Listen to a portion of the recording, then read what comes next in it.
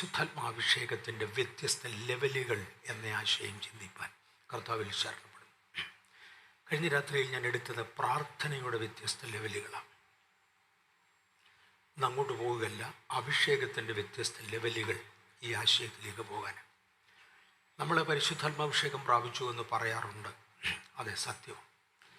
നമ്മൾ ശരീരം ചലിച്ചു, ഉറക്ക കൈയടിച്ചു, നന്നായി പാട്ടുപാടി, അതൊക്കെ അഭിഷേകത്തിൻ്റെ ശക്തി വ്യാപരിക്കുക എന്നാണ് ഞങ്ങളെ പഠിപ്പിച്ചത്. എൻ്റെ ചെറുപ്പത്തിൽ ഞാൻ 12-ാമത്തെ വയസ്സിൽ സ്നാനപ്പെട്ടതാണ്. ആ കാലങ്ങളിൽ പഠിപ്പിച്ചത് ശക്തി വ്യാപരിക്കുക, തുടർന്ന് അന്യഭാഷ സംസാരിക്കുന്നതോടെ അഭിഷേകമായി എന്നാണ് പഠിപ്പിച്ചത്. അങ്ങനെ തന്നെ, എനിക്കതിനകത്തൊരു സംശയമില്ല. പക്ഷെ അഭിഷേകത്തിന് ഒരുപാട് ലെവലുകളുണ്ടെന്നും അതിനകത്ത് മുകളിലോട്ട് പോകണമെന്നും ഒരാശയം എനിക്കുണ്ടായി. കഴിഞ്ഞ വർഷം പ്രധാനമായും ദൈവം എന്നെ ഏൽപ്പിച്ച ഒന്ന് ശക്തിയേറിയ അഭിഷേകം. ഒരിക്കൽ പരിശുദ്ധാത്മാവ് ഏറെക്കുറെ വ്യക്തമായി എന്നോട് ഇങ്ങനെ ഇടപെട്ടു: നിങ്ങളുടെ സാന്നിധ്യത്തിൽ അശുദ്ധാത്മാക്കൾ ഇളകുന്ന, നിങ്ങളൊരു മുറിക്കകത്തേക്ക് കയറി ചെല്ലുമ്പോൾ ആ മുറിയുടെ അന്തരീക്ഷം മാറുന്ന, നരകപ്പിശാചുക്കൾ വിറയ്ക്കുന്ന, അലറിക്കൊണ്ടോടുന്ന ഒരു രംഗത്തേക്ക് ഒരു വ്യക്തി വളർന്നേ മതിയാവും. ഞാനൊരു കൊച്ചു ഉദാഹരണം കൊണ്ട് ആരംഭിക്കാം. ഇന്ന് ഇങ്ങോട്ട് വരുമ്പോൾ, പ്രിയ സഹോദരനെ കൊണ്ട് വരുമ്പോൾ, ഞങ്ങൾ തമ്മിൽ ഒരാളിൻ്റെ, ഒരു ചെറിയ ബാലകൻ്റെ കാര്യം പറഞ്ഞു. ഞാൻ പറഞ്ഞു, അവൻ്റെ 8-ാമത്തെ വയസ്സിൽ ആ മോന് ഭൂതങ്ങളെ പുറത്താക്കുന്നത് എനിക്ക് ഓർമ്മയുണ്ട്. അവൻ്റെ 12 വയസ്സായപ്പോഴത്തേക്ക് അവൻ മഹാശക്തനായി ഭൂതങ്ങളെ പുറത്താക്കുമായിരുന്നു. ശക്തനായി. ബാംഗ്ലൂർ ചർച്ചിൽ ഒരിക്കലൊരു മനുഷ്യൻ ഭൂതബാധിതനായി വന്നു. നമുക്ക് ഓൺലൈൻ ഉണ്ടോ പാസ്റ്ററെ?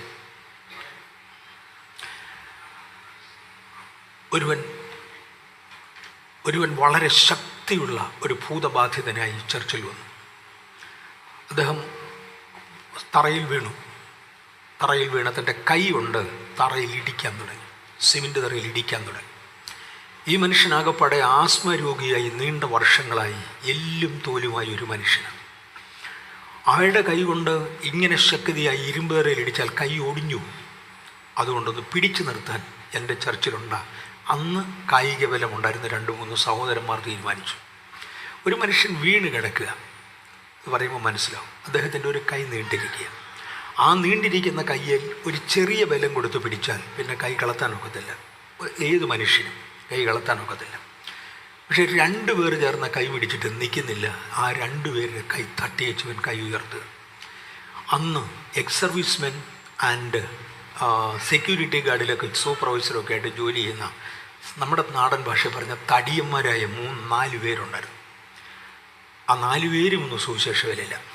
ഈ 4 തടിയന്മാർ ഒരുമിച്ച് ഈ വീണ് കിടക്കുന്ന മനുഷ്യൻ്റെ ഒരു കയ്യെ പിടിച്ച് നിലത്തോട്ട് അമർത്തി. അപ്പോൾ ഇവരോട് ചോദിച്ചു, എൻ്റെ ബലം നിനക്ക് കാണോടാന്ന് ചോദിച്ചു. എല്ലും തോലുമായി ഒരു മനുഷ്യൻ വീണ് കിടക്കുകയാണ്. അയാളുടെ ഒരു കൈ ഒരു സൈഡിലോട്ട് വെച്ചിരിക്കുന്നത്. പിടിച്ച 4 തടിയന്മാരോട് ചോദിച്ച ചോദ്യമാണ്, എൻ്റെ ബലം നിങ്ങൾക്ക് കാണട്ടടാന്ന് ഇവരും പറഞ്ഞു. ഒറ്റപ്പൂക്കം വെച്ചു കൊടുത്തു. ഞങ്ങളുടെയൊക്കെ അന്തം വിട്ടു. എന്ത് ചെയ്യണം?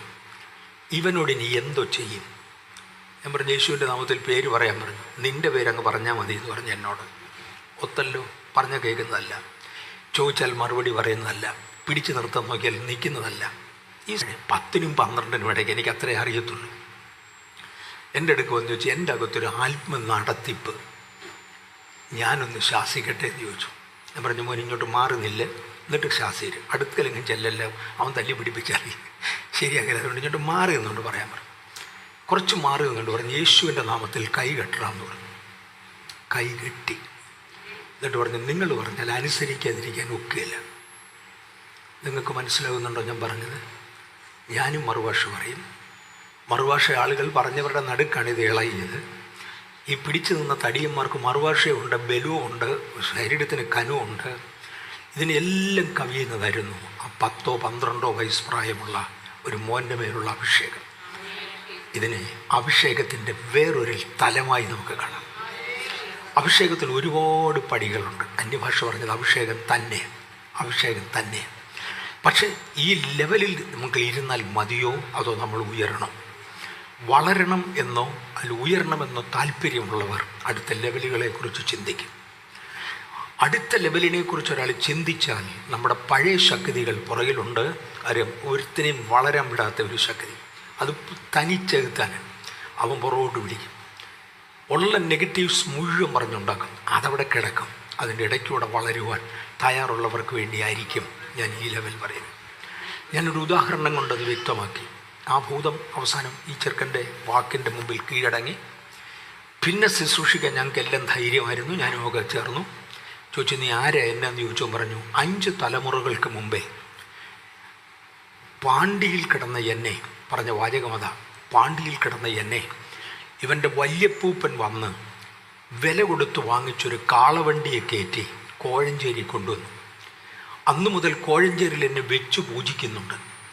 ഇന്ന് കുടുംബത്തിൽ 41 ആൺപിള്ളേരുണ്ട്. 40 പേരും എനിക്ക് ആണ്ടിലൊരിക്കൽ ഒരാടിനെ വീതം കുരുതി തരും. ഇവൻ ഒരുത്തൻ മാത്രം എനിക്ക് കുരുതി തന്നിട്ടില്ല. ഈ പുള്ളിക്കാരൻ പണ്ടേ കേരളം വിട്ടു, ബാംഗ്ലൂർ വന്ന ശേഷം ഇതിനകത്ത് എങ്ങനെ ആടിനെ കൊടുക്കേണ്ടതെന്ന് ഇവൻ അറിയാൻ വയ്യ. ഇവൻ അതിനകത്ത് ചിന്തിച്ചിട്ടുമില്ല. അങ്ങനെ പോകുന്ന ഒരു പുള്ളിയാണ്, ഒരു ഗവൺമെൻറ് ജോലിക്കാരനാണ്. അതുകൊണ്ട് ഞാൻ ഇവനെ ഇഞ്ചിഞ്ചായി കൊല്ലുക, ഇതാണ് എൻ്റെ തീരുമാനം. അവൻ എനിക്ക് കുരുതി തരത്തില്ല, ഞാൻ അവനെ കുരുതിയായിട്ട് എടുക്കും. ഞാൻ അവനെ ഇഞ്ചിഞ്ചായി കൊല്ലും. രണ്ടായാലും അതിനെ പറഞ്ഞു വിട്ടു. ആ പുള്ളി ഇന്നും ചർച്ചിലുണ്ട്. അവർക്കായി ഞാൻ ദൈവത്തെ സ്തുതിക്കുന്ന കുടുംബം മുഴുവൻ ഇന്ന് ചർച്ചിലുണ്ട്. അവർക്കായി ഞാൻ കർത്താവിനെ വാഴ്ത്തുന്നു. വേദപുസ്തകത്തിൽ നിന്ന് വേറൊരു ഉദാഹരണം പറഞ്ഞാൽ, പഴയ നിയമ ദേവാലയത്തിന് പ്രധാനമായും 3 ഭാഗങ്ങളുണ്ട്. അതിനെ പ്രാകാരം, വിശുദ്ധ സ്ഥലം, അതിപരിശുദ്ധ സ്ഥലം എന്ന് വിളിച്ചിരുന്നു. ശലോമോൻ പണിത ആലയത്തിൽ 2 പ്രാകാരവും. ഈ ജാതികളുടെ പ്രാകാരത്തിലായിരുന്നു പ്രാക്കളെ വയ്ക്കുന്നവരെയും പൊൻവാണിപ്പക്കാരെയും ഒക്കെ യേശു കണ്ടത്. അവരെ അവിടുന്ന് ശാസിച്ചത്. അന്നും യഹൂദൻ്റെ പ്രാകാരത്തിൽ ഇതൊന്നും കയറ്റാൻ സമ്മതിക്കത്തില്ല. ഇത് ജാതികളുടെ പ്രാകാരത്തിലാണ്. യേശുവിൻ്റെ വരവിൻ്റെ പ്രധാന ഉദ്ദേശം ജാതികളെ കൂടെ വീണ്ടെടുക്കുക എന്നുള്ളതാണ്. എനിക്കിന്ന ഭാഗത്തോട്ട് തിരിയാൻ പോലും ഒക്കത്തില്ല. ഒരു ദിവസമേ ഉള്ളൂ. അതുകൊണ്ട് അങ്ങോട്ട് തിരിയാൻ പോലും ഒക്കത്തില്ല. ജാതികളുടെ പ്രകാരം അങ്ങോട്ട് തിരിയാൻ പോലും പറ്റത്തില്ല. യേശുവിൻ്റെ പ്രധാന താല്പര്യം അതായിരുന്നു. അതുകൊണ്ട് തന്നെയായിരിക്കണം യേശു ആ ഭാഗം ശുദ്ധീകരിച്ചത്. മറ്റിടത്ത് ശുദ്ധീകരിക്കാനൊന്നും ഇല്ലഞ്ഞിട്ടൊന്നും അല്ല. അവിടെ നിൽക്കുന്ന അപ്പൂപ്പന്മാരുടെ മൂക്കിന് ഓരോ ഇടി കൊടുത്തേ നന്നായിരുന്നേനെ. കാര്യം അവന്മാരെല്ലാം പുറത്തായാലും ശുദ്ധീകരിക്കപ്പെടത്തുള്ളൂ. അതായിരുന്നു അന്നത്തെ സാഹചര്യം. രണ്ടായാലും യേശു ജാതികളുടെ പ്രാകാരമാണ് ശുദ്ധീകരിച്ച് വെച്ച് പോയത്. ഓക്കെ, പ്രാകാരത്തിൽ കയറുന്ന ഒരുത്തന് വിശുദ്ധ സ്ഥലത്ത് കയറാൻ ഒക്കത്തില്ല. ഇവിടുന്ന് അടുത്തൊരു ലെവൽ പ്രൊമോഷൻ കിട്ടിയവന് മാത്രമേ വിശുദ്ധ സ്ഥലത്ത് കയറാൻ ഒക്കത്തുള്ളൂ. വിശുദ്ധ സ്ഥലത്ത് കയറുന്നവർക്കെല്ലാം അതിപരിശുദ്ധ സ്ഥലത്ത് കയറാൻ ഒക്കത്തില്ല. അവിടുന്ന് ഒരു പ്രൊമോഷൻ കിട്ടിയവന് മാത്രമേ അതിപരിശുദ്ധ സ്ഥലത്ത് കയറാൻ ഒക്കത്തുള്ളൂ. ഇതുപോലെ അഭിഷേകത്തിൽ വ്യത്യസ്ത പടികൾ കയറണമെങ്കിൽ ഓരോ പടിക്ക് പ്രൊമോഷൻ വേണം. അതുള്ളവനെ ഒക്കത്തുള്ളൂ. പ്രാർത്ഥനയുടെ 5 ലെവലായിരുന്നു ഞാൻ ഇന്നലെ എടുത്തുകൊണ്ടിരുന്നത്. ഇന്ന് അഭിഷേകത്തിൻ്റെ 6-7 ലെവലുകൾ എടുക്കാൻ താല്പര്യപ്പെടുന്നു. എവിടം വരെ പോകുമെന്ന് എനിക്കറിയത്തില്ല. ഒക്കുന്നിടത്തോളം ലെവലും 2-ാം ലെവലിൽ കയറി കിട്ടിയാൽ നമുക്കെല്ലാം പ്രയോജനം. 1-ാം ലെവൽ നമുക്കൊക്കെ പൊതുവെ അറിയാവുന്നതാണ്. പക്ഷേ 2-ാം ലെവലിൽ കയറണമെന്നുണ്ടെങ്കിൽ 1-ാം ലെവലിൽ ജയിക്കണം. അതിനുള്ളത് ഡെഫിനറ്റ്ലി ഈ രാവിലത്തെ സെക്ഷനിൽ കാണും. അങ്ങനെ അങ്ങോട്ട് പോകാൻ ഞാൻ ആഗ്രഹിക്കുന്നു. ദയവായി ഞാൻ ഈ മൈക്ക് ഉപയോഗിക്കുന്നത് ക്ഷമിക്കണം. ഞാൻ കഴിഞ്ഞ പ്രാവശ്യം ഇവിടെ വന്നപ്പം ക്ഷമ ചോദിച്ചതാണ്. ഒരു 10 വർഷത്തിന് മുമ്പേ എനിക്കൊരു സീരിയസ് സർജറി നടന്നു. അതിനെ തുടർന്ന് എൻ്റെ ലങ്സ് കേടായി. പിന്നെ പ്രായം അതിൻ്റെ മണ്ടയ്ക്ക് അതിൻ്റെ പണി ചെയ്തു. എല്ലാം കൂടെ കൊണ്ട് ഇന്ന് എനിക്കൊരു സാധാരണ മൈക്രോഫോൺ ഉപയോഗിക്കാൻ ഒക്കത്തില്ല. ഉപയോഗിച്ചാൽ നിങ്ങൾക്കാർക്കൊന്നും കേൾക്കത്തില്ല. അത്രയും ചെറുതായി എൻ്റെ വോയിസ്. അതുകൊണ്ട് ഈ ഒരു സ്പെഷ്യൽ മൈക്ക് ഉപയോഗിക്കുക. ഇതുപോലെ തന്നെ എൻ്റെ കണ്ണും അല്പം കേടായതുകൊണ്ട്, കാഴ്ച ആവശ്യത്തിനില്ലാത്തതുകൊണ്ട് ഇങ്ങനെയൊരു സിസ്റ്റം എനിക്ക് ബൈബിളിൽ നിന്ന് വായിക്കത്തില്ല. അതുകൊണ്ട് ഞാനിങ്ങനെ ഒരു സിസ്റ്റം ഉപയോഗിക്കുകയാണ്. ഇച്ചിരൂടെ വലുതാക്കി കാണാം. അതുകൊണ്ട് നോട്ട് ഇതിൽ വെക്കാം. അതുകൊണ്ട് ഈ കമ്പ്യൂട്ടർ ഉപയോഗിക്കുന്നു. ദയവായി ക്ഷമിക്കണം. അഭിഷേകത്തിൻ്റെ ഏറ്റവും താണ ലെവൽ, ഒരു വ്യക്തി അഭിഷക്തനാകുന്നതിന് മുമ്പേ എൻ്റെ ഭാഷയിൽ അന്യഭാഷ സംസാരിച്ചു തുടങ്ങുന്ന ലെവൽ, അഭിഷേകത്തിന് വേണ്ടി ദൈവം ഒരുവനെ വേർതിരിച്ച് നിർത്തുക. ഒരു അഭിഷക്തനാണെന്ന് അങ്ങോട്ട് പറയാൻ എനിക്ക് പ്രയാസമാണ്. കാര്യം ഒരു അഭിഷക്തനിൽ കാണുന്ന ഒരുപാട് ലക്ഷണങ്ങൾ അന്യഭാഷ സംസാരിക്കുന്നവനിൽ കാണുന്നില്ല. ഇവനെ അന്യഭാഷ കൊടുത്ത് ഒന്ന് ഇയർ മാർക്ക് ചെയ്യുക. ഇവനെ അഭിഷേകത്തിന് കൊള്ളാം.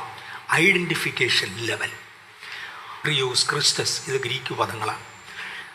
മഷാഖ് എന്ന പദമാണ് ഉപയോഗിച്ചിരുന്നത് എബ്രായ ഭാഷയിൽ. ഒന്നിൻ്റെ മുകളിൽ മറ്റൊന്നുകൊണ്ട് ഒരയ്ക്കുക എന്നതിൻ്റെ അർത്ഥം. ഒരയുമ്പോൾ കട്ടി കുറഞ്ഞത് കട്ടി കൂടിയതിലോട്ട് ഒട്ടിപ്പിടിക്കും. പക്ഷേ ഇവിടെ വേറെ ഒന്നാണ്, കട്ടി ഉള്ളത് കട്ടി കുറഞ്ഞതിൻ്റെ മേലൊരു പാടിടും. ഞാൻ ഒന്നുകൂടെ ആവർത്തിക്കാം. കട്ടി കൂടിയ ഒരു ലോഹവും കട്ടി കുറഞ്ഞ ഒരു ലോഹവും, രണ്ട് വസ്തുക്കൾ കട്ടി കടുപ്പം കൂടിയതും കടുപ്പം കുറഞ്ഞതും തമ്മിൽ കൂട്ടി ഉരച്ചാൽ കട്ടി കൂടിയത് കട്ടി കുറഞ്ഞതിൻ്റെ മേൽ ഒരു മാർക്കിടും. അല്ലെങ്കിൽ കട്ടി കുറഞ്ഞത് ഇളകി ഈ കട്ടി ഉള്ളതിലോട്ട് ഒട്ടിപ്പിടിക്കും. ഇവിടെ തിരിച്ചാണ്, കട്ടി ഉള്ളത് കട്ടി ഇല്ലാത്തതിൻ്റെ മേൽ ഇവിടെയും ഒരു മാർക്കിടും. അഭിഷേകവുമായി ദൈവവുമായി ഉരഞ്ഞാൽ ഒരു ദൈവിക പാട് എൻ്റെ മേൽ വീഴും. ചെറിയ അർത്ഥത്തിൽ അത്രയുള്ള അഭിഷേകം. ടു റബ് വിത്ത് സംതിങ്, എന്തോ എടുത്ത് വേറൊന്നിൻ്റെ മേൽ ഉരയ്ക്കുക. എൻ്റെ മേൽ ഉരഞ്ഞതിൻ്റെ ഒരു പാടുള്ളിടത്തോളം കാലം ഇതാരുടെ ശക്തിയാലാണ് എൻ്റെ മേൽ ഉരഞ്ഞത് എന്ന് പിശാചിന് തിരിച്ചറിയാം. ഇവൻ 7 അയലോക്കത്ത് വരത്തില്ല, കാര്യം ഇത് വേറൊരുത്തിൻ്റെയാണ്. നമ്മുടെ നാട്ടിൽ പറയാറുണ്ട്, വനങ്ങളിൽ തടി വെട്ടിയിടുമ്പോൾ തുടർന്ന് ഗവൺമെൻറ് തടിയിൽ ഒരു നമ്പരൊക്കെ എഴുതും. തുടർന്ന് മഴ പെയ്യുമ്പോൾ, പണ്ട് കാലത്ത്, ഇപ്പോഴങ്ങനത്തെ ഒന്നും സിസ്റ്റം ഇല്ല, പണ്ട് കാലത്ത് മഴ പെയ്യുമ്പോൾ ഈ തടികൾ വെള്ളത്തിലൂടെ ഒഴുകും. തടികൾ പിടിക്കാൻ വേണ്ടി ആറുകളിൽ, നമ്മുടെ ഈ നാടുകളിലൊക്കെ നദികളിൽ ആളുകൾ ഇറങ്ങും. അവർ പിടിക്കുന്ന കൂട്ടത്തിൽ ആദ്യം നോക്കുന്നത് മാർക്കുണ്ടോന്നാണ്. ഗവൺമെൻറ്റിൻ്റെ തടിയാണെങ്കിൽ അതിലൊരു മാർക്ക് കൊടുത്തിട്ടുണ്ട്. ഇപ്പോഴും സിസ്റ്റം ഉണ്ടോ? ഉണ്ട്, ഇപ്പോഴും ഉണ്ടെന്ന്. നമ്മൾ തടി പിടിക്കാൻ പോകുന്നില്ല, അതുകൊണ്ട് നമുക്കറിയത്തില്ല. ഗവൺമെൻറ്റിൻ്റെ തടിയിൽ ഒരു മാർക്കുണ്ട്. അവർ തപ്പി നോക്കുമ്പം കാണാം ആ മാർക്കുള്ളത് തള്ളിയേക്കാൻ പറയും. കാര്യം കൊണ്ടുവരും, വീട്ടിൽ കൊണ്ടുപോകാൻ നോക്കത്തില്ല, പുറകെ പോലീസ് വീട്ടിൽ വരും. അതുകൊണ്ട് സർക്കാരിൻ്റെ മാർക്കുള്ളത് ഒരുത്തനും വീട്ടിൽ കൊണ്ടുപോകത്തില്ല, കളഞ്ഞേച്ചു പോകുകയുള്ളൂ. ഇന്ന് പകൽ ഒരു ശക്തി എന്നെ പിന്തുടരാൻ ആഗ്രഹിച്ചാൽ, ഒരനർത്ഥം എന്നെ പിന്തുടരാൻ ആഗ്രഹിച്ചാൽ എന്നെ തൊടത്തില്ല, മാറി നിൽക്കും. കാര്യം എൻ്റെ മേൽ ഏതാണ്ട് പോരഞ്ഞതാണ്. അത്രയേ ഉള്ളൂ അഭിഷേകം എന്ന വാക്കിൻ്റെ അർത്ഥം. വെറും വാക്കിൻ്റെ അർത്ഥമാണ് ഞാൻ പറഞ്ഞു. ഇന്ന് വെളുപ്പിന് എനിക്കൊരു അനുഭവം ഉണ്ടായത്. ദിവസമാരെ 5 മണിക്ക് പരിശുദ്ധാത്മാവ് എന്നോട് ഇങ്ങനെ പറഞ്ഞു, ദാവീദിൻ്റെ അഭിഷേകം. ഞാൻ ഇന്ന് ദാവീദിൻ്റെ അഭിഷേകം തൊടാൻ വരികയായിരുന്നു. തൊടണമെന്ന് എനിക്ക് ആശയം ഉണ്ടായിരുന്നു. കാര്യം അഭിഷേകത്തിൻ്റെ വ്യത്യസ്ത പടികൾ ഇന്ന് തൊടണം എന്നെനിക്ക് ചിന്തയുണ്ടായിരുന്നു. ഞാൻ കർത്താവിൻ്റെ ദാസനോട് എന്തോ പറയേണ്ടതെന്ന്, അഭിഷേകത്തെ കുറിക്കുന്ന എന്തേലും പറഞ്ഞോളാൻ പറഞ്ഞു. ഇതെല്ലാം കൂടെ കോയിൻസൈഡാണ്. അതെന്നോട് ദൈവാത്മാവ് രാവിലെ 5 മണിക്ക് ഇടപെട്ട ശേഷം അദ്ദേഹത്തോട് ഞാൻ ചോദിച്ചത് ഞാൻ എന്തോ പറയേണ്ടതെന്ന്. എന്തു പറയാൻ പറഞ്ഞാലും ഞാൻ ഇത്രയും ചേർത്തേനെ. ദാവീദിൻ്റെ അഭിഷേകം. ദാവീദ് ഒരു ഭയങ്കര ശാപഗ്രസ്തനായിരുന്നു. എത്ര പേർക്ക് അറിയാമെന്ന് എനിക്ക് അറിഞ്ഞുകൂടാ. ധരിച്ചു, അകൃത്യത്തിൽ ഞാൻ ഉരുവായി, എൻ്റെ അപ്പനും അമ്മയും എന്നെ ഉപേക്ഷിച്ചു, എൻ്റെ സഹോദരന്മാർക്ക് എന്നെ വേണ്ട. ഇതൊക്കെ പറയാൻ കാര്യമുണ്ടായിട്ടാണ്. എൻ്റെ ജനനം അകൃത്യത്തിലല്ല, പാപത്തിലല്ല. ഞാൻ കുടുംബജീവിതത്തിൽ നിന്ന് ജനിച്ചവനാണ്. കുടുംബജീവിതം ദൈവത്താൽ അനുഗ്രഹിക്കപ്പെട്ടതാണ്. കുടുംബജീവിതത്തിൽ നിന്ന് ജനിച്ച് ആരും ശപിക്കപ്പെട്ടവനല്ല, ജനനാൽ അനുഗ്രഹിക്കപ്പെട്ടവനാണ്. പക്ഷെ ദാവീദ് അതല്ലായിരുന്നു. ഇതുകൊണ്ടാണ് അദ്ദേഹം പറഞ്ഞത്, അകൃത്യത്തിൽ ഞാൻ ഉരുവായി, പാപത്തിൽ എൻ്റെ അമ്മ എന്നെ ഗർഭം ധരിച്ചു. ഞാൻ കറക്റ്റ് പദം ഒന്നും ഉപയോഗിക്കുന്നില്ല. ദാവീദിനെ നമ്മളെല്ലാം ബഹുമാനിക്കുന്നതുകൊണ്ട് പദം വിട്ടു ഒരു കാര്യം പറഞ്ഞേക്കാം. ബോവസ് ഇസ്രായേലിലെ വലിയ ആളുകളിൽ ഒരാളായിരുന്നു. ബോവസ് ഒരു ധനികനും പ്രമുഖനുമായിരുന്നു. ബോവസ് എന്ത് കാണിച്ചാലും എന്തടാ ചെയ്തതെന്ന് ചോദിക്കാൻ ഇസ്രായേലിൽ ആരും ഇല്ലായിരുന്നു. ആ കാലത്താണ് അയാൾ റൂത്തിനെ വിവാഹം കഴിക്കുന്നത്. 10ാം തലമുറ പോലും ദേവാലയത്തിൽ കയറരുതെന്ന് പറഞ്ഞ് ദൈവത്തിങ്കിൽ നിന്ന് വിധി കിട്ടി തള്ളി ശപിക്കപ്പെട്ട കുലത്തിൽ നിന്ന് ഒന്നിനെയാണ് ഇയാൾ കയറി കല്യാണം കഴിച്ചത്. രൂത്തും അമ്മായിയമ്മയുടെ നിർബന്ധപ്രകാരം അല്ലെങ്കിൽ നിർദ്ദേശപ്രകാരം യോഗ്യമായ വഴി ഒന്നുമല്ല ഉപയോഗിച്ച് നമുക്കറിയാം. ഇയാൾ കുടിയും കഴിഞ്ഞ് കിടക്കുന്ന ഇടത്ത് പുതപ്പ് മാറ്റി കയറിയതാണ് രൂത്ത്. എല്ലാവർക്കും അറിയാം. ഞാൻ ആ ഭാഗം വിശദീകരിക്കാൻ വരുന്നില്ല. ഇതൊന്നും നോർമൽ ബന്ധങ്ങളല്ല. അങ്ങനെയാണ് രൂത്തുമായി കൂടിയത്. രൂത്തുമായി കൂടിയിട്ട് നാട്ടിലൊരുത്തിന് ചോദിക്കാൻ ഒക്കത്തില്ലായിരുന്നു. കാര്യം ബോവസ് അതുപോലെ വൻമിടുക്കനായിരുന്നു. ഇന്ന് വലിയ ദൈവദാസന്മാരിൽ പലരും കാണിക്കുന്ന അനർത്ഥങ്ങൾക്ക് താഴെ ഇരിക്കുന്നവർക്ക് മിണ്ടാൻ പോലും പറ്റുകയില്ല.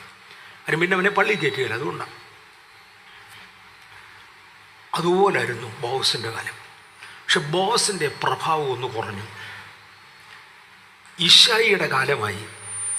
ഒത്തിരി നാൾ കഴിഞ്ഞതോടെ ഇശായിക്ക് 7 പിള്ളേരായി കഴിഞ്ഞ ശേഷമാണ് ബോവസിൻ്റെ പ്രഭാവം അല്ലെങ്കിൽ ആ കുടുംബത്തിൻ്റെ പ്രഭാവം പോകുന്നതും ആളുകൾ ഇതൊക്കെ സംസാരിച്ചു തുടങ്ങിയതും. ചരിത്രം പറയുന്നത് ആളുകളിത് സംസാരിച്ചു തുടങ്ങിയതിനെക്കുറിച്ച് അതിനെ തുടർന്ന് ഇശായിയുടെ ഭാര്യ, ദാവീദിൻ്റെ അമ്മയാകേണ്ടിയിരുന്നവൾ, അവളല്ലായിരുന്നു അമ്മ, ഇശായിയുടെ ഭാര്യ ഇശായിയോട് പറഞ്ഞു, നീ നല്ല കുടുംബത്തിൽ ജനിച്ചവനാണെന്നും ഉന്നത കുലജാതനാണെന്നും പറഞ്ഞ് എന്നെ കളിപ്പിച്ചാണ് നമ്മൾ തമ്മിലുള്ള കല്യാണം നടന്നത്. ഇത്രയും നാൾ ഒരുമിച്ച് ജീവിച്ചു. വേണ്ടട, പണി നിർത്ത്. എനിക്കും സ്വർഗത്തിൽ പോകണമെന്ന് താല്പര്യമുണ്ട്, നിൻ്റെ കൂടെയുള്ള കോള് വേണ്ട. പക്ഷേ ഇശായിക്ക് ഭാര്യയില്ലാതെ ജീവിക്കാൻ പറ്റാതെയായി. അപ്പോഴത്തേക്ക് പിള്ളേരേഴായി, ആമ്പിള്ളേരേഴായി. ഭാര്യയില്ലാതെ ജീവിക്കാൻ ഒക്കത്തില്ല. ഭാര്യ തീർത്തു പറഞ്ഞു, നിൻ്റെ കൂടെ ജീവിക്കത്തില്ല, എനിക്ക് നിന്നെ വേണ്ട. ആ സാഹചര്യത്തിൽ ഇശായി ഭാര്യയുടെ ദാസിയെ തൻ്റെ കൂടെ താമസിക്കാൻ നിർബന്ധിച്ചെന്നും ദാസിയിൽ നിന്ന് ജനിച്ച മകനാണ് ദാവീദ് എന്നും വിശ്വസിക്കപ്പെടുന്നു. അതുകൊണ്ടാണ് ദാവീദിനെ എങ്ങനെയെങ്കിലും കൊന്നുകളയാൻ വേണ്ടി മറ്റു സഹോദരന്മാരുടെ കൂട്ടത്തെ കൂട്ടാതെ ഇവനെ പറഞ്ഞു വിട്ടത്. നീ പോയി വല്ല പുലിയുടെയും കഴിച്ചാൽ നിന്നെ ഇവിടെ വീട്ടിൽ വേണ്ട. എൻ്റെ അപ്പൻ എന്നെ ഉപേക്ഷിച്ചു, എൻ്റെ അമ്മ എന്നെ ഉപേക്ഷിച്ചു. ദാസിക്കും കൊണ്ടു നടക്കാൻ പറ്റിയില്ല. കാര്യം ഇവൻ്റെ അമ്മ ഞാൻ വീട്ടിൽ കയറ്റണമെന്ന് പറഞ്ഞു കഴിഞ്ഞാൽ അവളെ വീട്ടിൽ കയറ്റുകയില്ല. ആകെ വല്ലാത്ത പരിതസ്ഥിതി ആയതുകൊണ്ട് ദാവീദ് തീർത്തു പറഞ്ഞു, എൻ്റെ അപ്പനും എൻ്റെ അമ്മയും എന്നെ ഉപേക്ഷിച്ചു. ഞാൻ അകൃത്യത്തിൽ ഉരുവായി, പാപത്തിൽ എൻ്റെ അമ്മ എന്നെ ഗർഭം ധരിച്ചു. ഇശായിയുടെ ഭാര്യയല്ല, എൻ്റെ അമ്മ എന്നെ ഗർഭം ധരിച്ചു. എൻ്റെ സഹോദരന്മാർക്ക് എന്നെ വേണ്ട, ഞാൻ ആർക്കും വേണ്ടാത്തവനായി മാറി.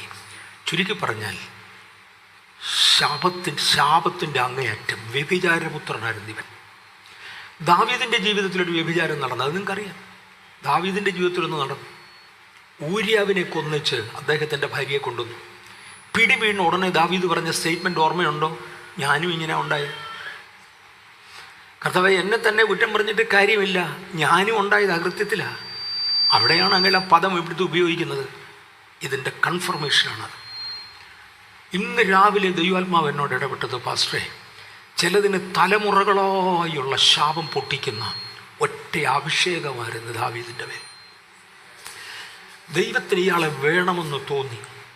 കാര്യം ഇവനിൽ ശപിക്കപ്പെട്ടവനാണെങ്കിലും അത് അവൻ്റെ കുറ്റം കൊണ്ടല്ല, തലമുറകളായി വന്ന കെട്ടിവെപ്പ. ഇന്ന് രാവിലെ അത് തന്നെ ഒരു ആഴത്തിൽ പോവുക കേട്ടോ. തലമുറകളായി എങ്ങണ്ടുന്നൊക്കെ വന്ന കെട്ടിവെപ്പ ഇശായിയുടെ കാലത്ത് തുടങ്ങിയതാ. ദൈവനാമത്തെ അപമാനിച്ചതും നിന്ദിച്ചതും പലതും ഒരൊറ്റ അഭിഷേകത്താൽ അത്രയും ശാപങ്ങൾ ഒരുമിച്ച് പൊട്ടി. സ്വർഗത്തിലെ ദൈവം ഇവനെ മാറ്റിയെടുക്കത്തക്ക വേണം ഇവൻ്റെ മേലൊരു പകർച്ചവക. ഇത്രയും നമ്മളായി. മാത്രമല്ല, ലൈനിൽ ഒന്നുകൂടെ തൊടാൻ എനിക്ക് ഒരു പ്രേരണ ഉള്ളതുകൊണ്ട് ഞാൻ ആ ലൈനിൽ ഒന്നുകൂടെ തൊടുക. ഒരഭിഷേകത്തിന് എത്രയും തൈലം വേണമെന്ന് ആർക്കറിയാം? ഒരഭിഷേകത്തിന് വേദപുസ്തകത്തിൽ പഴയ നിയമത്തിൽ ഏറ്റവും കൂടുതൽ എണ്ണ വേണ്ട, തൈലം വേണ്ട അഭിഷേകത്തിന് പുരോഹിതൻ്റെ ഇടത്തെ കൈയുടെ വെള്ളയ്ക്ക് കൊള്ളുന്ന അത്ര എണ്ണ മതി. എനിക്ക് തോന്നിയ 5 മില്ലി ലിറ്ററിൽ കൂടുതൽ ഒരുത്തൻ്റെ കൈവെള്ളയ്ക്കകത്ത് ഒഴിക്കാനൊക്കത്തില്ല. ഇത്ര എണ്ണ മതി. അത് വേണ്ടത് കുഷ്ഠരോഗി ശുദ്ധമാകുമ്പോൾ അവനെ അഭിഷേകം ചെയ്യാനാണ്. വേറെ ഒരു അഭിഷേകത്തിനും അത്ര എണ്ണ വേണ്ട. ഏറ്റവും കൂടുതൽ എണ്ണ വേണ്ടത് കുഷ്ഠരോഗിയായിരുന്ന മനുഷ്യൻ തിരിച്ചാലികത്തിൽ കയറുന്നതിന് മുന്നമേ അവൻ്റെ മേൽ എണ്ണ ഒഴിക്കുന്നത്. നിങ്ങൾക്കറിയാമോ, കുഷ്ഠരോഗം പാപത്തെ ചിത്രീകരിക്കുന്നതാണ്.